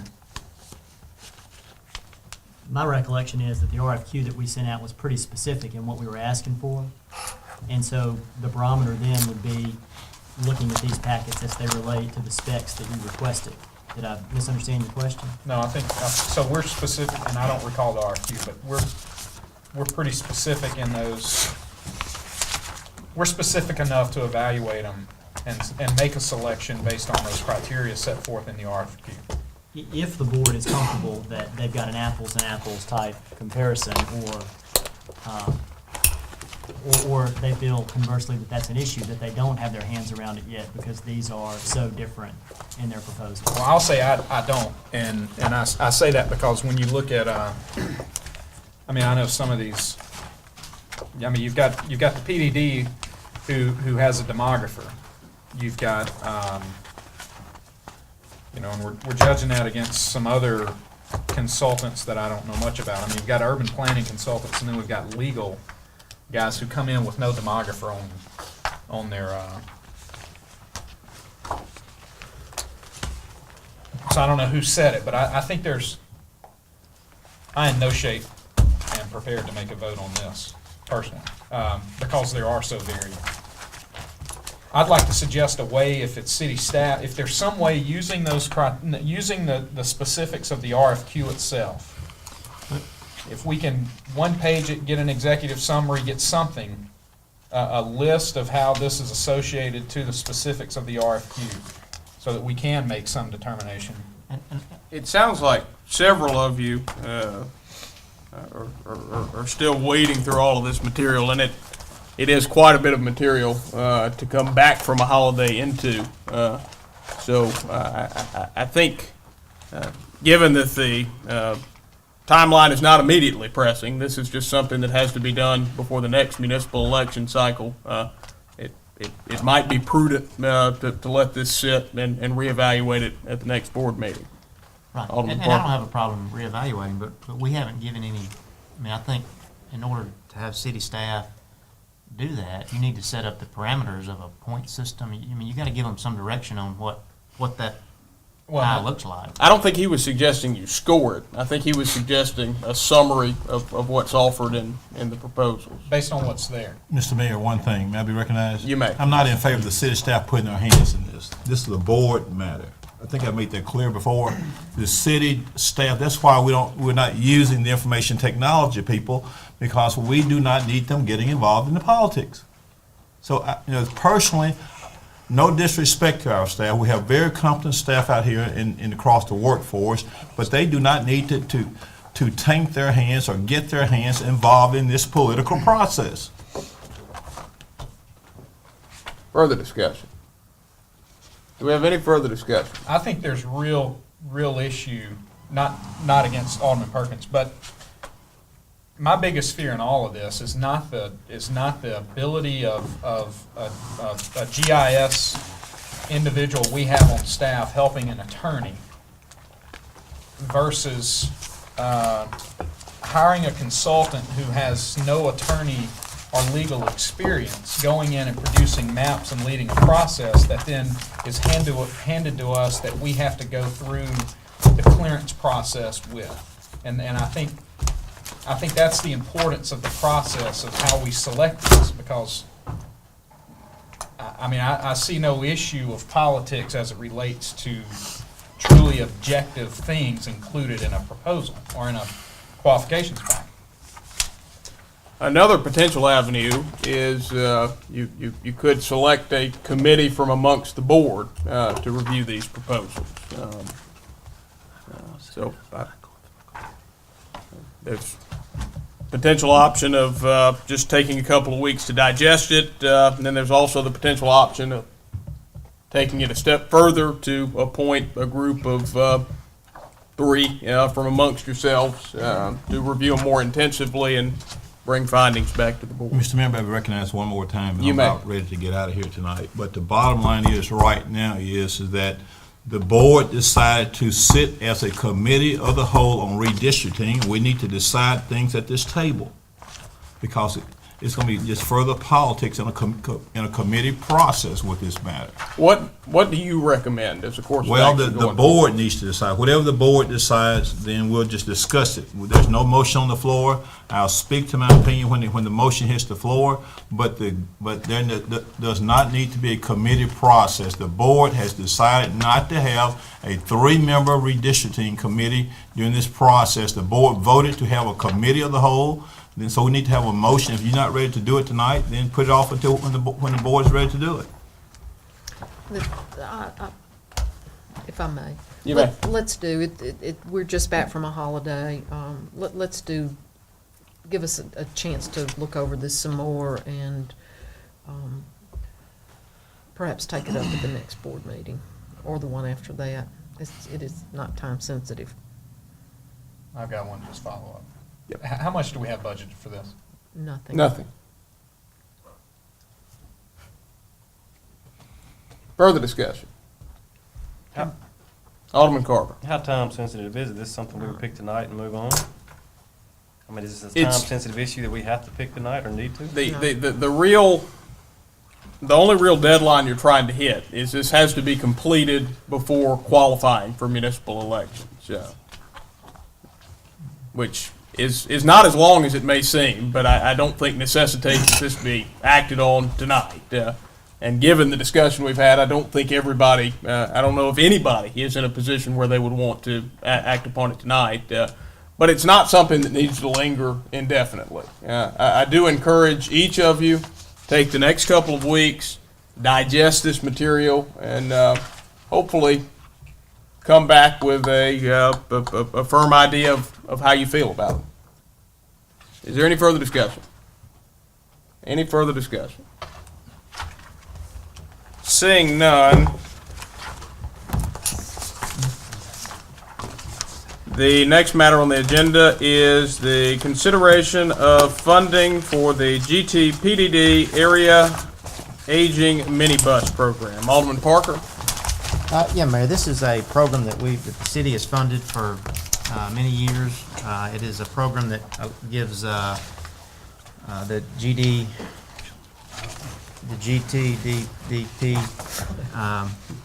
has run for a while, and they give over 5,000 rides in ADA accessible vans to people that need rides to doctor's appointments and things of this such. And it's something that we funded in years past, and it's something that we initially decided not to fund this year, but after talking to people in the community and having some phone calls and really understanding the program a little more, I would encourage the board to reconsider our earlier thought and I've got an amount that I would like to for the board to consider for their funding of 2000 for this fiscal year. Are you making a motion? I am. I will make a motion to. Let me find my.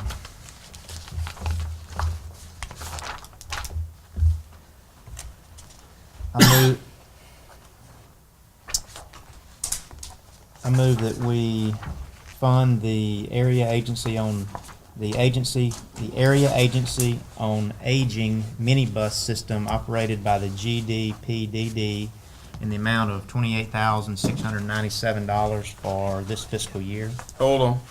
I'm as far as area agency on aging. Move to fund the area agency on aging minibus program operated by the GTPDD.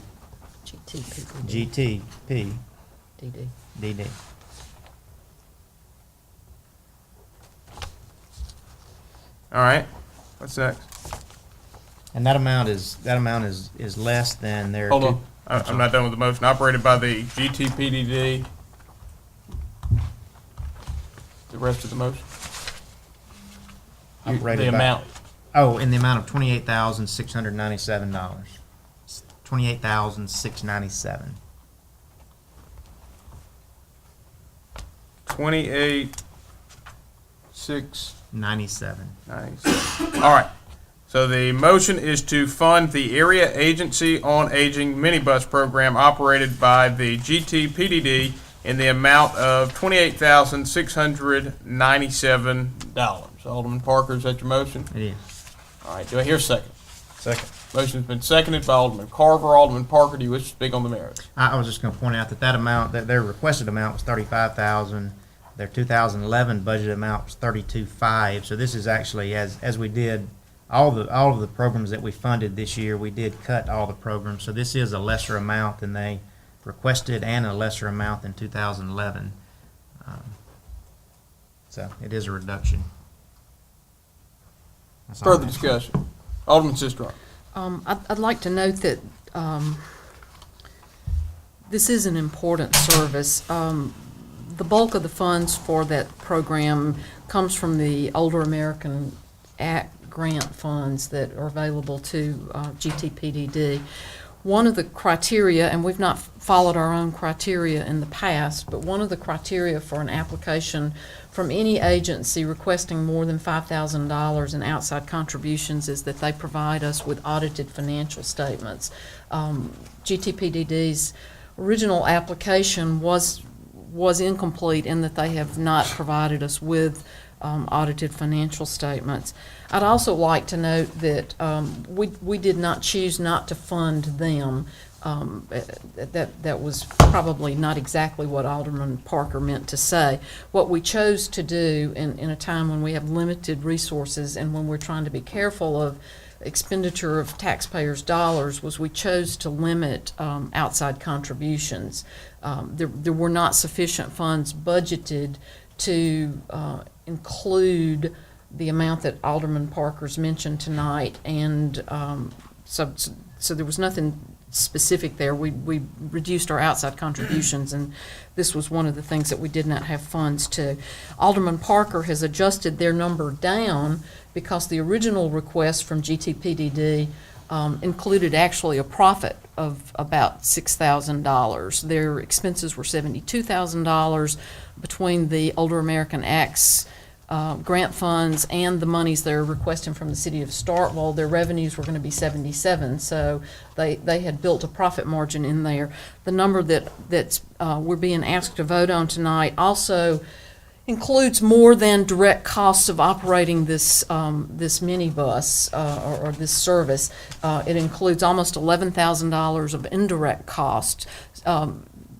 To convert that to city example, it would be as if we asked GTPD to assist us in piping and covering Carver Drive ditch, and, oh, by the way, throw some money in for the mayor's salary while we're at it. So it's not just direct cost to the bus, it includes those indirect costs. The we have limited information, and so they have given us some general information about this, but I don't know if any of these other if any of these rides that are provided are billable to other agencies, or if these are in fact the only two sources of funds that are available. I think through the years, that the brief time that I've been on the board, I've come to respect Alderman Perkins' desire to be a sentinel for taxpayer dollars, and I think he's been correct in encouraging us to be careful of how we spend those outside contribution dollars. And I think that as we were talking, as Alderman Carver was saying earlier, he felt like he didn't have enough information to make a vote about paving Greta Lane. I don't think we have enough specific information about this program to vote these kinds of unbudgeted funds to an outside contribution tonight. Further discussion. I've got a couple of points just to make. Just two real quick. One is I think it should be noted on this program, with their expense versus revenue sheet that they provided, they have not $1 coming in from Oktibbeha County. And I think that's ironic when they very clearly at the top state that this is Starkville and Oktibbeha County Transportation Program. And I think we need to be very cognizant of that from the side that Oktibbeha County has three representatives on their board, not one from the city of Starkville. And I think as we look at these and we begin to look at how these dynamics occur and how all these wishes and wants occur, that to be a fair player in the bigger process as being the larger population center in the county but not having any representation on a board of theirs, I think is a huge oversight, frankly. And I think we need to be aware of that. I think we should also be aware that the GPD, or the Planning and Development District, does not provide any funding for this, apparently. It's all either from the city of Starkville or through federal funding.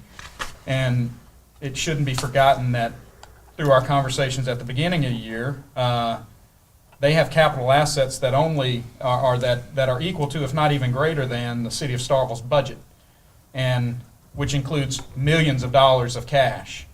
And so we need to be aware of that when we begin to look at how these funding streams happen and how that's spread across outside organizations that are seeking funds from a very limited source with the city of Starkville. Further discussion. Any further discussion? Any further discussion? Any further discussion? Any further discussion? Seeing none, all those in favor of Alderman Parker's motion, please signify by saying aye. Aye. All those opposed, please signify by saying nay. Nay. All those in favor, please signify by raising your hand. All those opposed, please signify by raising your hand. By a vote of 4 in favor with 3 against, this measure passes.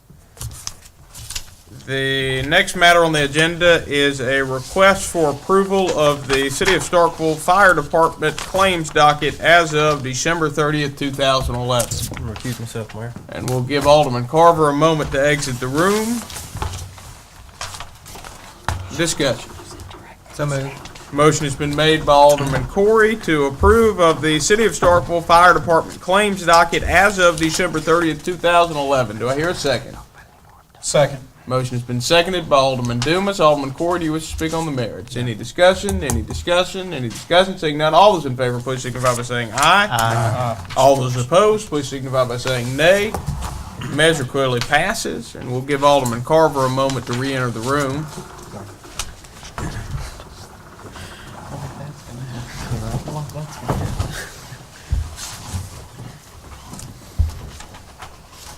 Mr. Kemp, report on the status of the Safe Routes to School projects. Good evening, Mayor and Board. I appreciate the opportunity to give you a little bit of an update on where we are with the Safe Routes to School project. As y'all know, this is a really important project for the city. It will connect essentially Patriots Park to Armstrong School.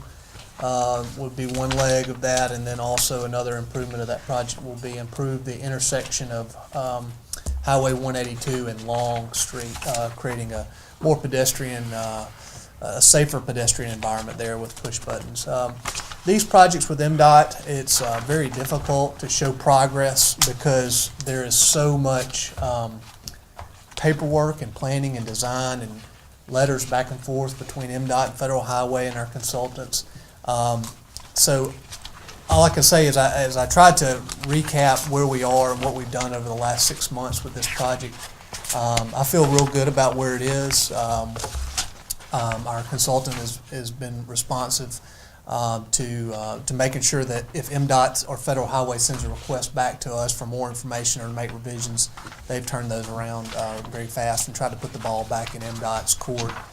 We've been following up with them on a regular basis to try to encourage an expedited review of that and try to keep the ball rolling. I know everybody measures progress with construction, and the question is when will shovels be on the ground digging and starting to lay concrete for these sidewalks. And I'm hoping, based on where we are today and in my conversations with MDOT, it will be early to mid-spring when we'll actually see the ground being broken. And as I indicated in my report, this is a 60-day contract time, so once we get started, it will happen very fast. So I'd be happy to answer any questions at this time. Questions or comments from Mr. Kemp? Alderman Carver. I guess I've got one. I guess it's the city and the Department of Health kind of put a sidewalk on the north side of Whitfield. Yes. So with Safe Routes from Patriots start on the north side of Whitfield? Will it be on that same side? It'll be on that same side, on the north So side. I guess my question is, where will it jump across sidewalk? Or extends almost when you come west from Armstrong, it extends for half a mile maybe? There will be There'll a point pedestrian where kids will crossing have to cross the road? at Scale Street. Scale At that Street. stop condition, there'll be a striped crosswalk. Okay. We had a lot of conversations about that with MDOT and Federal Highway and Safe Routes coordinator in Jackson, and all felt that it was the safest condition to have it there at the stop sign instead of having it in between, which would be a mid-block crossing. Gives pedestrians a false sense of security that they can just go ahead and cross where motorists may not be expecting a pedestrian crossing. So that's the logical location and safest too. Let me ask you while I got you then. I've seen some disparity in town about sidewalks. Sometimes there's a gap between the road, and then sometimes the sidewalk's right up on the curb. Is there any reason for that, or is there? Well, our new sidewalk ordinance requires or advocates for a 2-foot grass strip, provides a little bit safer condition. On this particular project, however, we don't have the right of way to put that extra 2-foot strip. So there is some variance opportunity in that. But that is just to provide a little bit safer separation from the pedestrians from the motorists. Okay, so it'll cross at scale. Correct. Will it be a crosswalk for the children there? I mean, it'll cross- At Scales, yes. Okay. Further discussion? Any further questions or comments for the city engineer? Any further questions or comments? Seeing none, thank you, Mr. Kemp. And that exhausts the open session portion of our agenda. We have several matters for potential discussion in executive session. A motion to move into closed session would now be in order. Mayor, I move we go to closed session to discuss the need for executive session. Alderman Corey's made a motion to move into a closed session to determine whether there is a need to have an executive session. Alderman Corey, is that your motion? Yes. Do I hear a second? Second. Motion has been seconded by Alderman Sistrunk. Alderman